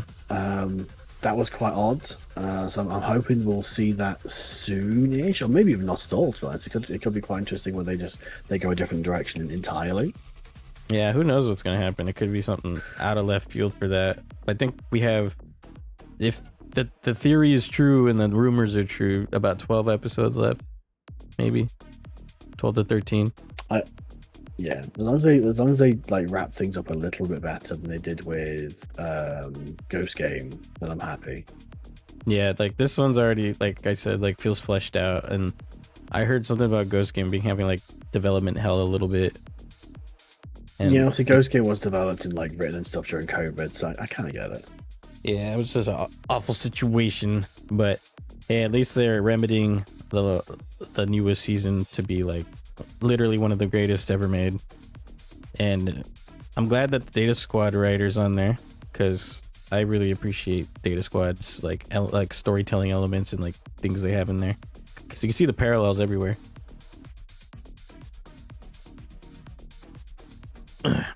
But anyway, I think that's probably it for new Digimon stuff we could talk about in the news that I can think of, at least. Yeah, I think in terms of news, there's not a lot else. I'm surprised we got as much news as we did this month, to be honest. But yeah, we've been quite spoiled, I think. Yeah, who knows if we're gonna get the same amount for the next podcast? Who knows? It'll probably be more card game stuff than anything. It does seem to be like the biggest thing, because it's easy with cards to like release a lot more things at once. It's easy to have more news because it's a whole different ecosystem. Yeah, and they just like have so many things already lined up that you guys can look forward to, and all the different cards and whatnot to look at. So it's always fun to like check those out. That's gonna be like a big segment for us, I think, for the most part, is like having the card game talk. Hold on, there'll always be something happening. My mic's been acting weird this whole time. It's crackled once or twice, but I've not noticed anything major. It stopped my mouth movements for my PNG a few times already. I was like, why is it doing this? It's annoying, but I'm catching it because like the whole time we're talking, I'm staring at the screen, so it's fine. I catch it quick. But cool. Yeah, so back to the Digimon movie talk. I have a few other things I have written down here. We talked about some of these things in passing here and there. But likes and dislikes is one thing I want to talk, because there's a lot to love about the movie, and there's also some things, and there's also some things that are annoying. Like for me, I'd say the disjointed nature of the dub can get a little bit jarring when you know why it's the way it is. So that can get in the way of my enjoyment at some points. So it's like, man, why couldn't they just have given us all 3 separate movies like the redub did? Like, I have that now to go back to if I want. Yeah. So that the whole disjointed nature of it is a lot of people get turned off to that bit, I think. I think knowing what I know now about how the movie was developed, like back then I didn't know any better. Back when I was a kid, it was like it just is what it is. The movie was developed, the movie exists, and it was just a Digimon movie for me. But like looking back and seeing how it was dealt with, obviously back then we still had some information like how the movie was edited and how it was changed from the Japanese side. And like initially I was kind of angry, I was kind of disappointed, in a sense that I felt like we were being like spoken down to in the way that the movie was like narrated to spoon feed us. Like silly westerns can't keep up, so we'll stick this Kari voice in here to tell them exactly what's happening, like a picture book. So like initially I was kind of upset, like, oh, I can't believe they like treat like this, but like looking back at it, I sort of understand that like with the localization and making sure the movie was as accessible as many people, like I get it, because there will be a massive chunk of the current fan base who found the franchise through the movie and may not be a Digimon fan today if they hadn't seen it. Yeah, it was the catalyst for many, many, many kids to like get into it. So yeah, there's like it depends on the frame of mind you're going into it. Yeah, that's how I see it. But yeah, just because I sometimes I dislike that part about it. It doesn't mean it's a bad movie or anything. There's like, you got to look at it through the time frame of when it released, and who it released to. It's like just the whole like cultural differences. That's how I think about it too. But that's one of the very few things I can say I disliked about the movie. Sometimes the writing does take me out of it. Like it's like, oh man, why are you joking in a situation like this? Or how come the police didn't call them out for their war crimes against, trying to go into hack into the system, Like there's these like very realistic, logical explanation, like or arguments you have in your head. Yeah, it's really easy to overanalyze things. I've done loads, and I do like to think about things a little bit harder and try to make more logical sense of something that obviously is just a story written for someone else or written for like the purposes of telling a story. But it is quite fun to overanalyze things, just to pick at things and think, if this was real, it would do this. As long as you don't like live and you sort of like expect those things to change. Yeah, there's a little theory crafting, a little fun thought experiment. Yeah, so I love it, especially with some anime series and like trying to reflect, because every time the series has tried to be serious, it's always been bad. It's always been like really boring, like when they get trailed off in like Adventure Try and they're all like arrested and stuff. It's like, oh wow, this sucks. So comparable to like that, maybe they shouldn't be investigated for like stopping a nuke, and maybe they shouldn't be like arrested for shooting down satellites. Yeah, it's a little like, it's not supposed to be too grounded in how things would work out in the law, because it's just like a kid's like monster cartoon. Yeah, absolutely. But yeah, it's just like interesting sometimes thinking about it that way. And what else? I don't know. What can you say that you've disliked about it? Dislike about it? There isn't really a lot I dislike about the movie. Now, like as a kid, that I would have had more things, but like now I sort of look back and appreciate what they did, where they did things and stuff. I guess I don't appreciate. I dislike the overall like heavy-handed censorship and the heavy-handed change they made. How so many things were edited out and changed and like removed for the sake of brevity. Yeah, contextualizing things to be a little more like suitable for kids. Yeah, just like they obviously tried to mix these three movies into one, and I think I would have rather they didn't, just so I could have had a more like pure sort of enjoyment of it, and not like find out later that so many things have changed. Just like have a more fun. I still, to this day, overly dislike the Angela Anaconda section. Yes, it's not fun. I could take 2 minutes to find any 5 minutes worth of footage to cover that section up to not have that in there. Yeah, I don't think it's awful. I just watch it for like poking fun at it these days, not for enjoyment. Yeah, I don't think it was. I don't think it added anything to the story. I don't think it added anything to the experience. All it did was add a reason for people to have a negative like memory about it, because it was like, oh, this movie is great, but the Angela Connor thing was weird. It was so weird, in fact, that it caused parents to divorce. That's the funniest story ever. It's crazy. The marketing, I guess, was weird. I always found the marketing for the Digimon movie to be like really cringe. And just it's just really bad. So I think we skipped over like the movie poster and how bad it was. Oh yeah, that was another thing with the promo material and like the cover and all that. Like, I remember asking my cinema if I could have the poster, and they were like, yeah, sure. And I remember having it at home, and because it was so big, like, my eye level was like meeting the Terriermon with his weird non-solid black eyes and his fucking pupils just like being all grumpy and staring at me. And then we had like the pale Lopmon. I'm like, what the fuck is this, really? It was so bad. And whose eyes are that at the top? The evil eyes in the top. Just, yeah, it's just, it doesn't make a lot of sense. Like, I don't know if it just seems really odd. It's like when you really, really deeply look at that cover, you're like, what happened, dude? What got lost in translation here? It's just so funny to look at it, because I've seen a video like a long time ago. A TikToker was like, whose eyes are these? Let's theorize it right now. Could it be Omnimons? Could it be Diaboromons? Could it be Cherubimons?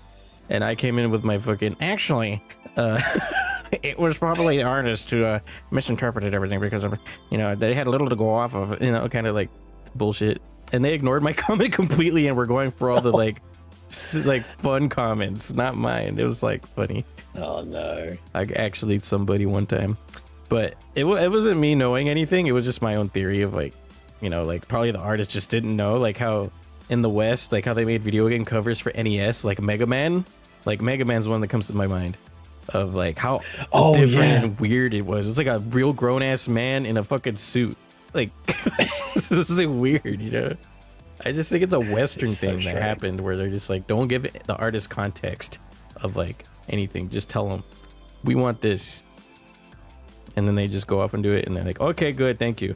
And they take it. It really is like a case of like something being outsourced with minimal context and just saying, oh, you're making a poster for this, this, and this.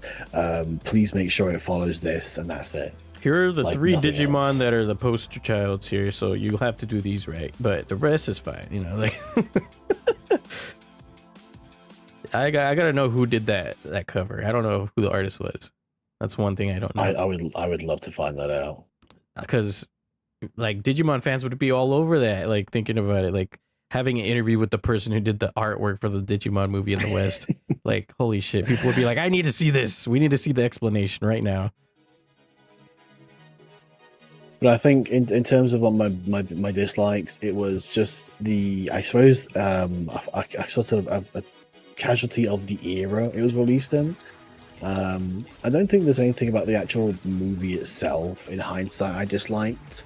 Maybe the over-reliance on like Western music, but again, that was really, really, really good in hindsight.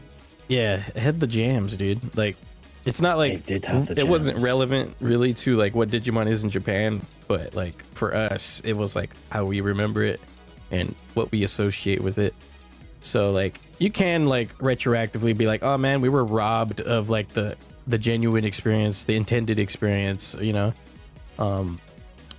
But then, But would we rather have no experience? I guess. yeah, like I said, there is the Blu-ray I've mentioned a few times that have the original music for the Japanese music, so you can feel what we probably would have gotten if they didn't take any of their liberties, you know. So there's something to appreciate there too. Like, I know not everyone's gonna be able to get the Blu-ray redub or even see it because it's really hard to share Blu-ray footage without actually owning the disc yourself, because capture cards are stupid and like to block Blu-ray signal. So do they? yeah, that's why I haven't been able to do anything with it. I tried sharing the movie in my Discord the day I got it with my capture card connected to my Xbox, and it would just be black screen. And then I looked up why. That doesn't surprise me.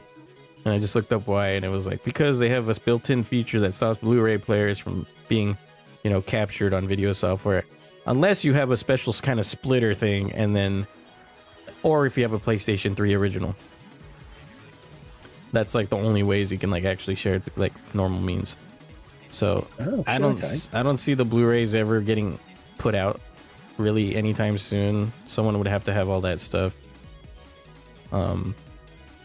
So it's a little unfortunate. I wish I could share that with everybody. I'm sure there's a way, but you know, it's costly. Yeah, there's a way, but I'd like for it to be like as supportive as possible. Like, it's obviously be easy enough to go and do it like the naughty way, but like Yeah. I don't wanna. I Yeah, do it, like, that's how I felt too. That's why I bought it right away. Like, I really wanted it. It's like $30, I think, if I remember correctly. Yes, I know it's super cheap. It is not expensive. Like I've bought the box sets of like the Digimon Movie before, and I'm sure it cost me like 60-70 quid. Yeah, it's a good deal for that. And I will say the redub voice for Tai, you can tell he's getting old.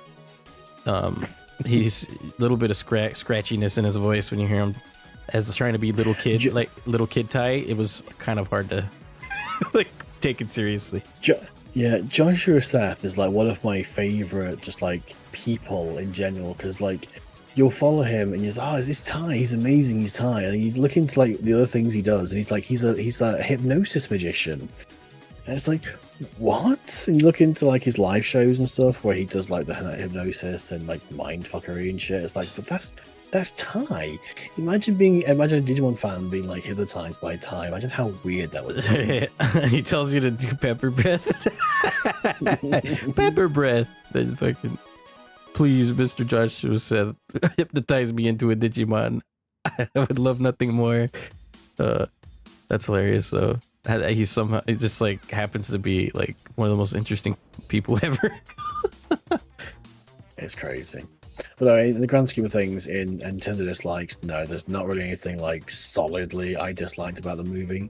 A few nitpicks on like direction, but obviously I appreciate that they're not like its fault, it's just the fault of the editing. Yeah, it's like it really depends on who you are as a person and when you watch it, because different people are gonna feel differently about that kind of stuff. Because yeah, like if you're a Digimon purist, you're probably gonna feel robbed of the intended experience, right? That's how I would see it. I don't feel like I'm too purist about it. Like, I just enjoy Digimon, whatever it is, you know. I used to really care about like being given the original the original content and the original context of everything that was happening, but like now it's just like, well, at least I have it. That's all. Yeah, you can always go back and watch what you do like or play what you do enjoy and not have to worry about anything that is new coming out that is not to your taste exactly or what you think Digimon should be. Yeah, I know there's lots of conversation these days about like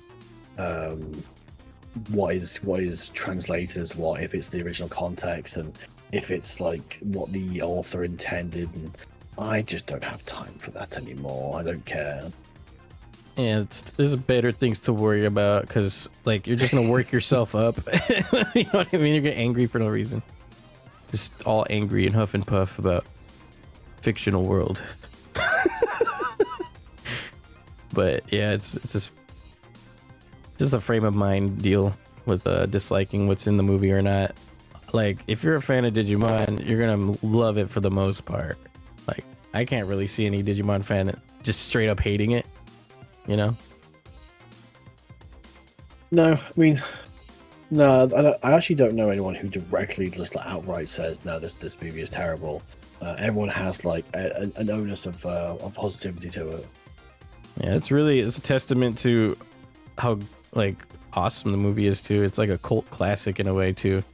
Not many movies you can find that sort of like universal like good view on something like that, you know? No. So bravo to the Digimon movie, even though it was a mess, it still sticks in our brains and hearts, huh? I think it helped that like the movie was the English production was like made up of cast members. I'm sure Def Nimoy was like on the squad for when it came to like doing the directing work and everything. Oh wow. So I think it did help that they had like the people who had experience at least with the franchise, and it wasn't just like a fresh squad. Yeah. As cohesive as they could make it with all the stitched togetherness. Yeah.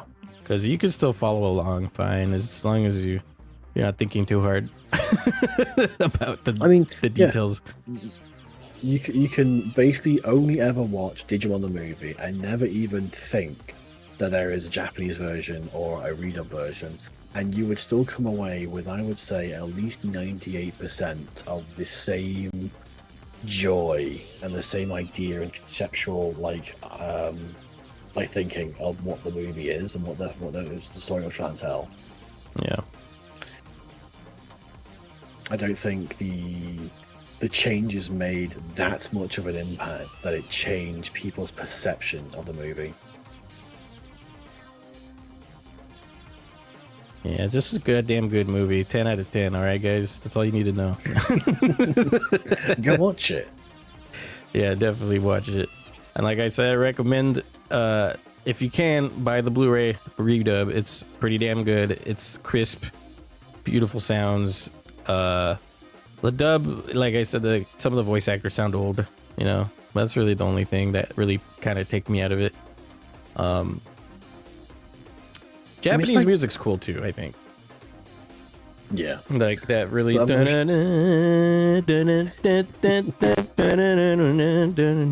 that like super drifty polka sound. I don't know, it's like really interesting. I don't know if you know what I'm talking about with that song. I think I'm trying to work out, but I think I know what it is. It's when in the first part of the movie where the egg hatches and Parrotmon's coming down. Oh, yes, because that's in some of the games as well. I think it's in Super Rumble. I think. Yeah, it might be. Yeah, that song. That song's really good. It brings, like, it's still like I didn't grow up with that song, but when I hear it, I feel nostalgic because I associate the visuals. You know. Yeah, absolutely. It's so good. Yeah, what else does Blu-ray do differently? I was hoping that the redub would have that cut version with the old music. That didn't happen. I still need to watch it. Like, I want to know if, like, what music choices they made or if they just kept it the Japanese stuff. And there's a lot of extras too that I haven't looked into. I think there's like interviews and whatnot, but I just haven't watched any of it. On DVDs. Yeah, dude, it's like one of those old school DVDs too, where you're like got all these options to look at and like fun looking visuals as you do it. I remember sitting and watching was it it's like the cast and commentary of fucking Kung Pao. Yeah. Where it's like Steve Odekirk and like some of the guys just like talking about all the bullshit they were doing while the film was being made. I love that shit. It is good. Yeah, behind the scenes shit. I would love to see more of that with things. Is this like really cool looking behind the scenes again? Yeah, like being able to watch the movie again with like having the people who made the movie in the room with you, talking, telling you like what they thought and like what bits were silly and like just telling you stupid shit like on at this point so and so did so and so, and it just like helps you brings you into it so much more. Yeah, this is I think why people like enjoying reaction stuff now. It's like that was one of the early ways of watching stuff, of a reaction from the people who made the thing you like. That's how it feels. Shit, dude. Digimon movie reaction coming soon, guys. Oh, we should do it in the way, that fucking there's that one movie thing where they watch the film, but there's like a silhouette of like the three guys watching it at the bottom of the screen. Oh yeah, yeah, you know what I mean? We can just do it like silhouettes, that, like just bouncing as we talk. Just we could do that. It could work. Oh man, the thing would suck is the copyright bullshit. We'd have to like do some weird shenanigans. I think it doesn't count as if it's like performative or something. I don't know, a whole movie reaction, I guess, maybe. I mean, if we release it like privately, it'd be fun. Yeah, could make it a little Discord exclusive.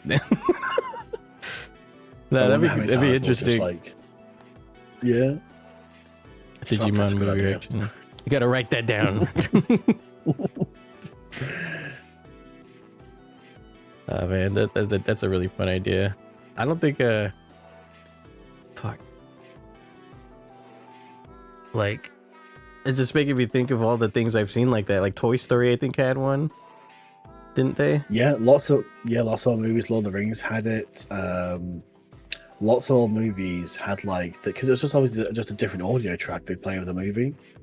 Lots of old movies had that sort of shit. It's always really interesting. I think I watched that for the Monsters Inc. one, the Toy Story one. Lord of the Rings had a fantastic one because they had it for like all three films, and like, they even had like the full director's cut. Yeah, and it's like after you've watched the movie several times over and you get that to watch, it's like a refresh of the experience, and it's like, oh man, now I gotta watch it again, like the whole movie, just with the recontextual stuff.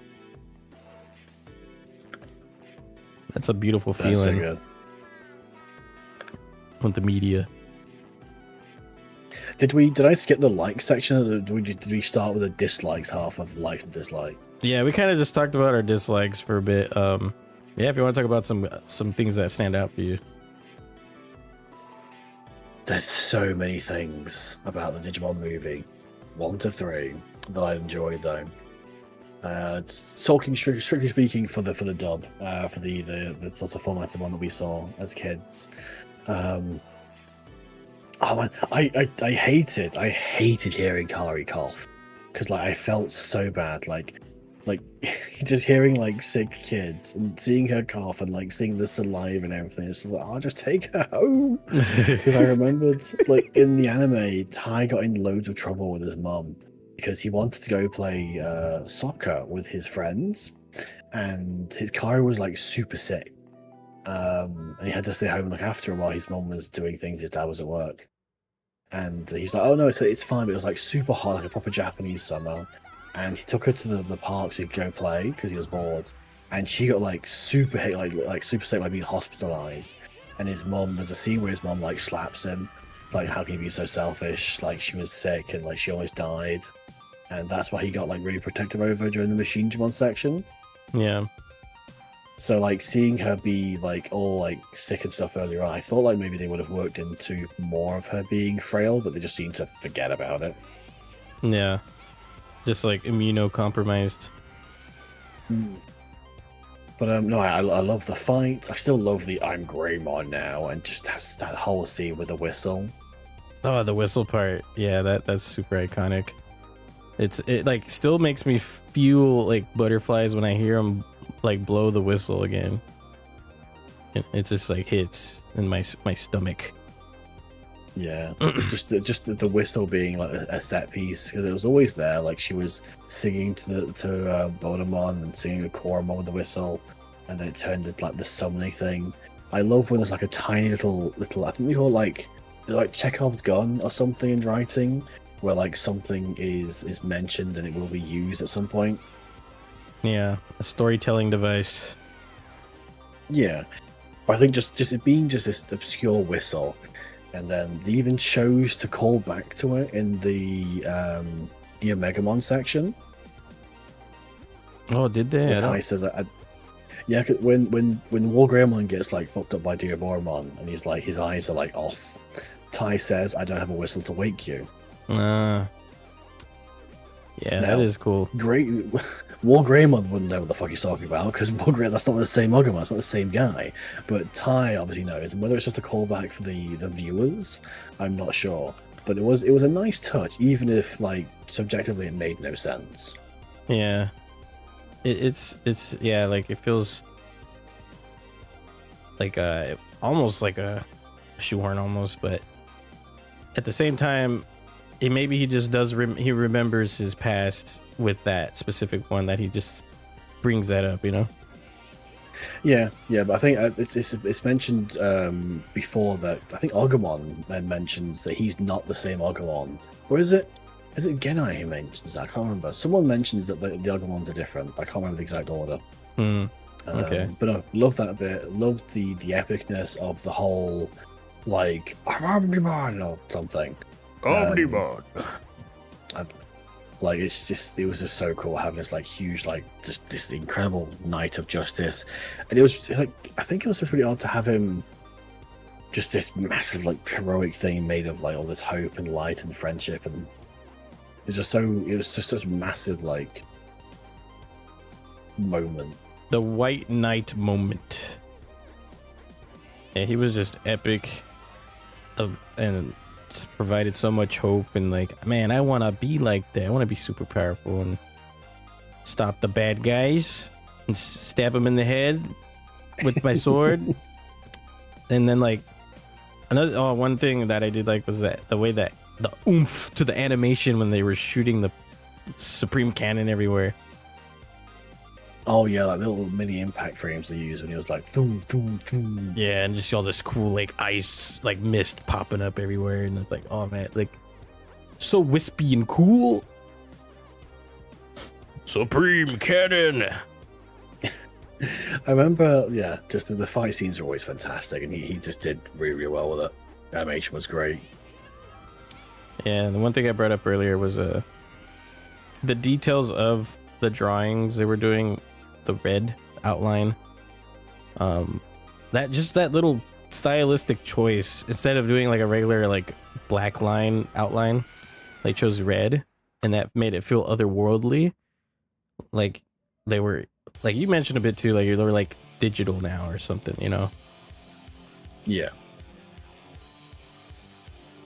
I love that shit. Like aesthetics really grabbed my attention in general.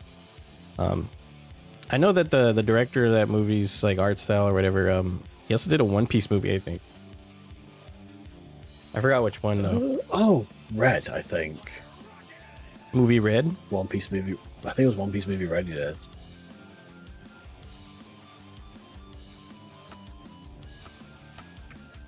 I think. I have to look and see if I got the notes up. I saw was about in fact yeah, Mamura Hasoda would let on to direct clean films like The Girl Who Lived Through Time, Summer Wars, and Bell. Wolf Children.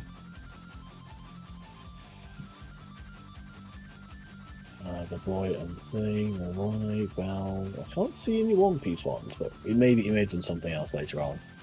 Yeah, I just like the style. It's like a really creepy One Piece story, like very psychologically weird, and it reminded me of how animated the Revenge or not Revenge, War Game is. That same vibe. I want to look it up real quick myself. Oh, he did the Baron movie. Fuck, Baron, Omatsuri, and the Secret Island. That's the one he did. The one where everyone gets turned into fucking plants. Yeah. And it's like, it's animated. Yeah, no, it is. Fuck, okay. No, I'm with you now. The flower one. It is wild. I love his style so much. It's so gritty and like he makes the colorful worlds we love very gritty. Because Digimon's very colorful, One Piece is very colorful. Both have their dark moments, but like the art style lends to that fact when it gets dark. That's what I'm trying to say. I think like when things get serious, and yeah, it makes it feel like very different.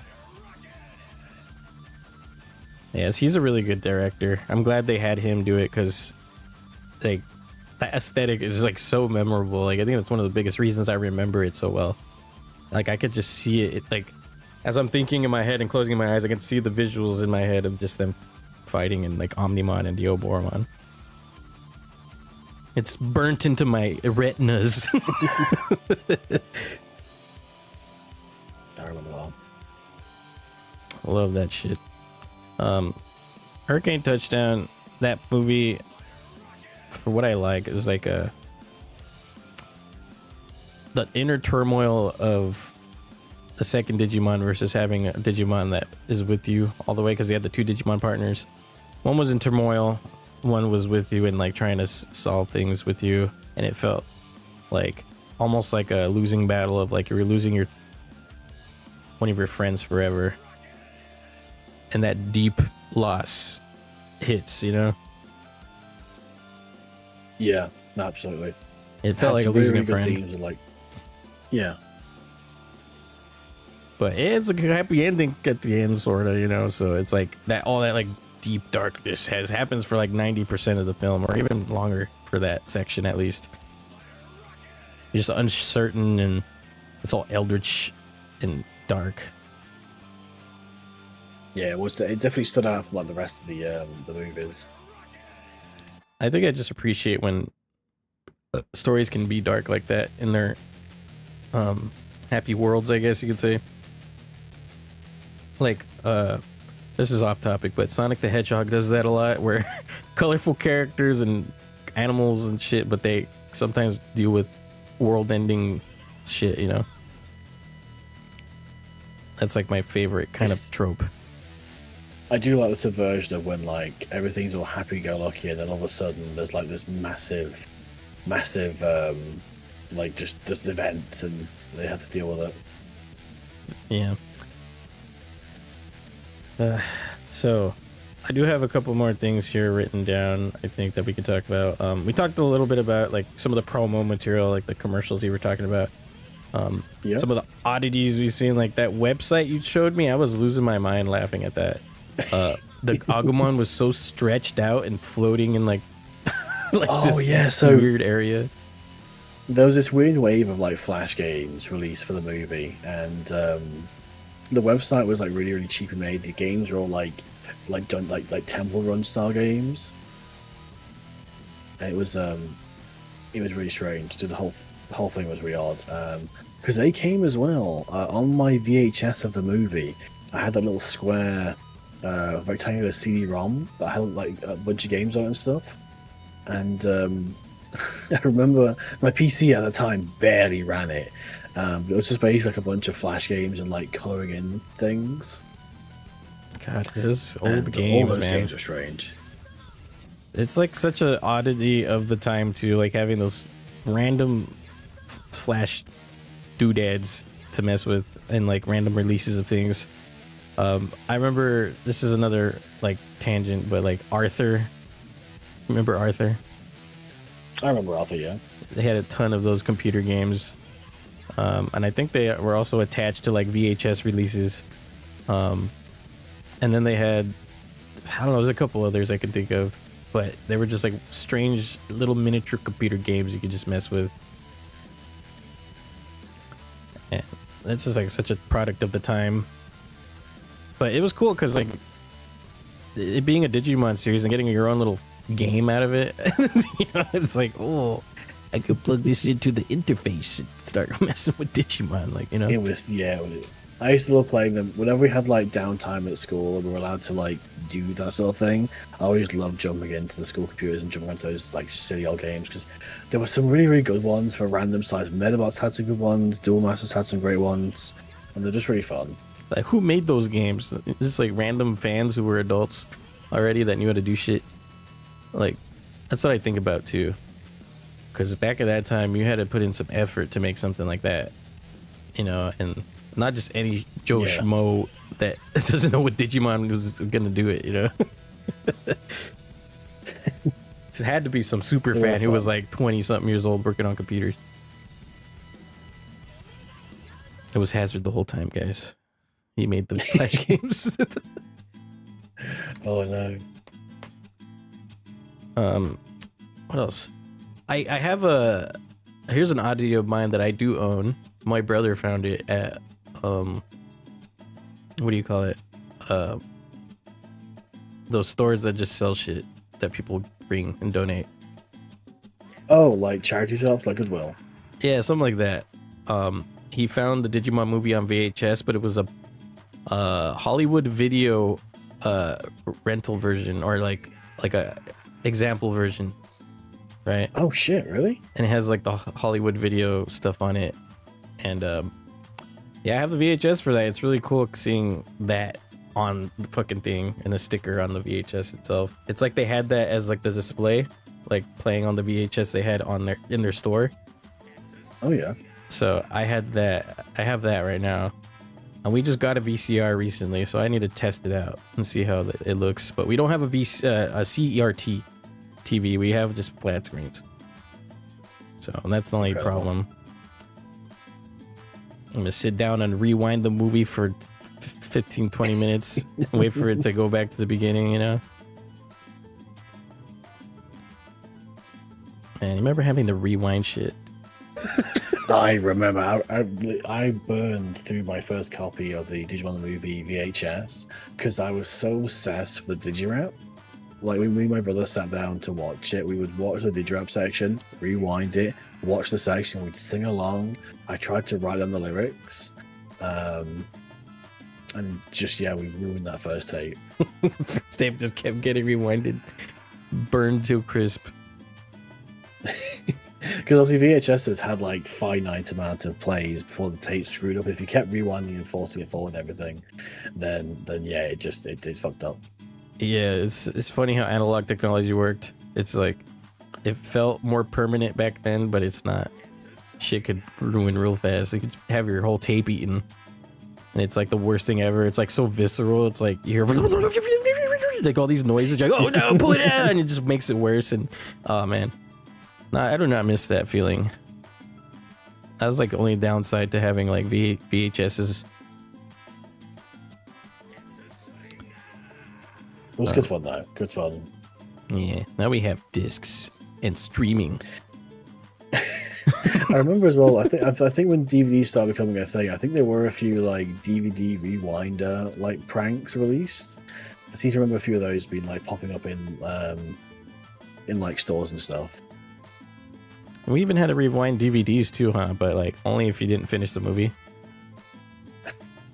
Well, I think like the DVD would remember. I think was the conception. If you put like a DVD in that was they knew where it was, it'd start from that point. You'd have to argue with the fucking chapter section. Yeah, this is so weird, dude. Just haven't dealt with that technology in forever. But there's like something to be loved about it.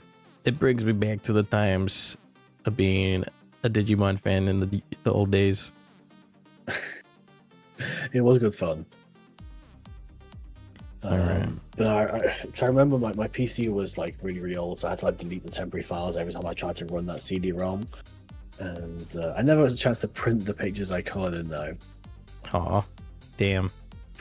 A lot of those like Flash games probably they're not even playable these days because they on archaic technology that is outdated now by years, decades. Yeah, they're all, I think like because they ran on like Flash or Java or something, which is like dead now. MS-DOS game. A Wonder Swan on the PC. I'm so happy we have the movie still. I'm glad I have the VHS. Like, I'm gonna fucking only watch it one time and then rewind it and frame it forever after that. Because you reminding me of the fact that they're finite, maybe not want to keep watching it. Yeah, no, it's at this point as well, considering how old the tape would be and how dry it could be, it may not even play once. I don't know if I'd still try to rely on the VHS these days. Yeah, we have a good chunk of VHS tapes. My brother was like looking through them all one day and only had like 2 tapes eaten out of like the 50, so that was a good sign, I guess. That's cool. So they were, I guess, well taken care of, VHSs we got. But yeah, fucking need to go through more of those movies eventually. I need Kung Pao again. All roads lead to Kung Pao with us, dude. We always go back to that. Yeah, we'll have to do a Discord watch like that at some point, just to introduce people to it. Yeah. All right. Well, I guess we'll do some closing statements now for our thoughts on this whole Digimon movie thing. For me, it is in my top 3, I think, movies ever to like watch again and again and again. It is so replayable and rewatchable for me. It's like on the same the same level as Kung Pao rewatchability, and also The Lion King, the original Disney release, for me as well. Those like 3 movies are like endlessly replayable for me, and I will always love the movie for that, even with all its flaws, even with all its weirdness, silly writing, not true to the source material fully. Weirdness it's still good. I just rewatched it recently. I loved it. I need to rewatch the redub again. I wasn't planning to, but shit's hard to like just make time for all the time. Especially after rewatching the original first and then having to rewatch it again. You know, that's hard for my brain to do. But it's good. It's like, I'm not like when I was a kid, I could put that movie on all day, repeatable. You know, but as an adult, you got shit to do. Yep. You know. But yeah, this is a really replayable movie. I still like Omnimon's still my favorite. Royal Knight, it never will change probably. Dioboromon is probably one of my favorite villains in Digimon still. Trubimon Vice is definitely keeps rising up the ranks as time goes on after rewatching the redub. And also seeing him in Time Stranger. Seeing him in like all the other seasons I've seen him in Digimon in general. But the movie, like his whole start there was really sick. Basically teasing like the next generation of Digimon with the tamers, like Terriermon and Lopmon. So I like when Digimon did that, kind of like tease the next generation with that stuff, you know? Yeah, definitely. Especially like having like Rapidmon and stuff in the finale of it all. Yeah. But yeah, I think that's pretty much all I got to say about the Digimon movies. What about you? So for me, my closing stuff, Digimon movie was definitely like one of the formative movies of my childhood. It was definitely something I would have in my head for the longest times after watching it. I got the VHS shortly after it was released, after seeing it in the cinema. Me and my brother used to watch it a lot. It was one of the few things we'd sit and watch together. It was just, it's up there for me. I guess my 3 like films I can always watch at any time. It's like Digimon the Movie, Redline, and Christine. Just anything I can just sit and watch things. I can watch parts of it. It had some of the coolest set pieces. It had some of the coolest scenes. The fights, the voicing was fantastic. I think it may well have been the first time I had something that I'd seen the series of and that it had a movie. Because I don't know if it was released before or after the first Pokemon movie. Pokemon movie, it was in 2000? Because there was a Pokemon movie 2000, I think was the second movie. Yeah. Maybe a little while afterwards, maybe in the second one I saw, maybe it's like the novelty of having a series and dealing with like essentially I think actually the difference it makes is that the Digimon movies, were they canon? Were they considered like part of the main plot? Because sometimes they were called back to. But I'm not sure. That might be something different entirely. But no, for me, great movie.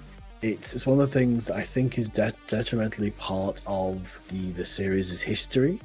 It's a big reason I was pro-dub and still am for the longest time, because I believe in getting works like out there. It prioritizes the sort of the purity aspect of this movie was in Japanese, can only ever be done Japanese, because my brother said it best when we were talking about it, and because I tried to show him Japanese anime when we were able to watch it, and he didn't like it.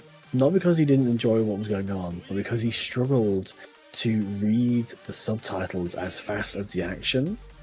And he said sometimes he'd watch an entire episode of like Naruto or something and never read the words because he was so fixated on like the action that he just didn't have time to read. Yeah, so I it's think hard for sure.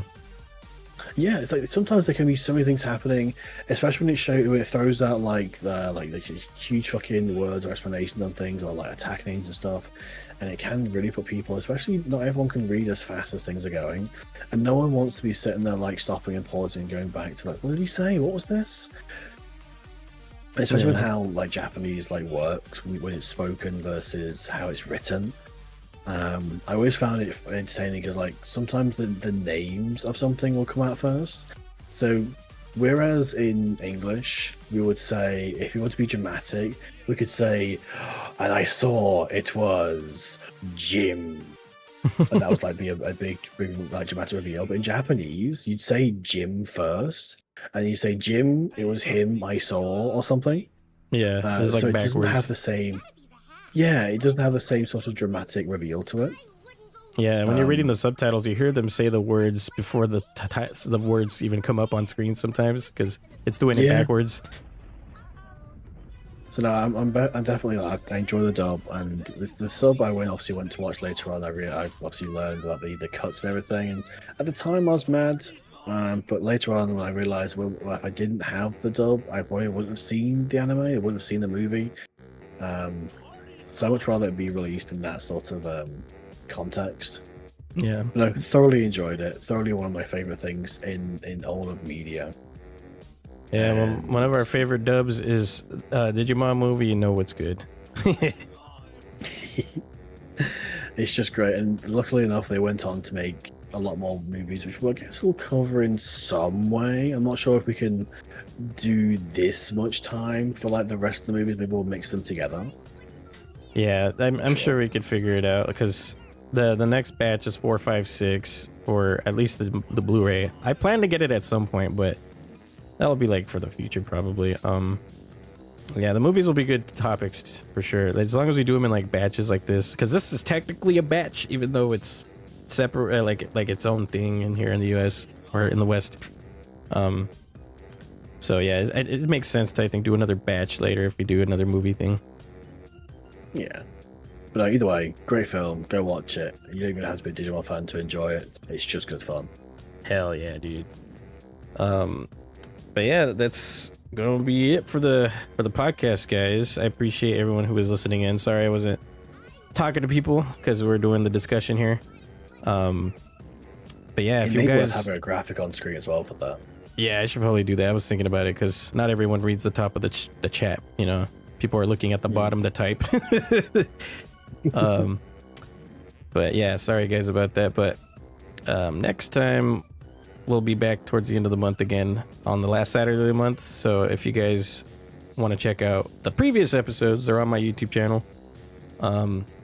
There's our pilot episode about Time Stranger, and we did an episode on Digimon World, the first one. So this is the third episode. You have a question for you two. If there was to be a Digimon Beat Break movie, what would the plot be? Oh, interesting.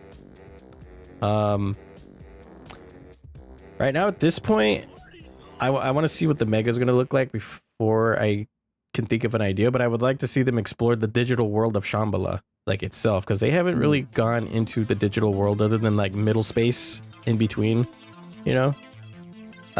So I want to see like a fleshed out, like naturalistic Shambhala they go to, like the full continent and different places to go to. I think would be cool. I think I'd like, if they did do all, if I'm just going to headcanon something really quick, I think they'd like to see it like turn out that they're actually in the same universe as like Ghost Game or something, because I know they both take place in a relatively human-natured world. And maybe they fight Proximamon, who's like lost things or something. I don't know. 'Cause I know there was some talk of like in the Ghost Game, the thing happening in 3,000 years. So if Beat Break's in like a proper post-apocalyptic world, it could stretch to being 3,000 years in humans' future. I don't know. Yeah. Maybe a crossover would be interesting. Yeah, there's gonna be a lot of possibilities with that show. But yeah, thanks for the question. Thank you, Starlight. But yeah, if you guys want to see the rest of the episodes, like I was mentioning for the podcast here, it'll be up on YouTube. This is already being live streamed, so it should be up right away once we're done. If you want to find Hazard, you want to tell them where you can find them? Yeah, I'm over at the Digital Hazard on Twitch, Digital Hazard VT on YouTube, Digital Hazard on the Bloom site, and then Digital Hazard on Blue Sky. Hell yeah. Go look up Haz, he's awesome. But yeah, thank you guys again for being here. Thanks so much, guys. Hope you had fun. Yeah. Hold on, let me see. Do I have a raid target right now? Let me see. Yeah, find someone who we can say hello to. We have, I can see Swamos on Digimon World DS.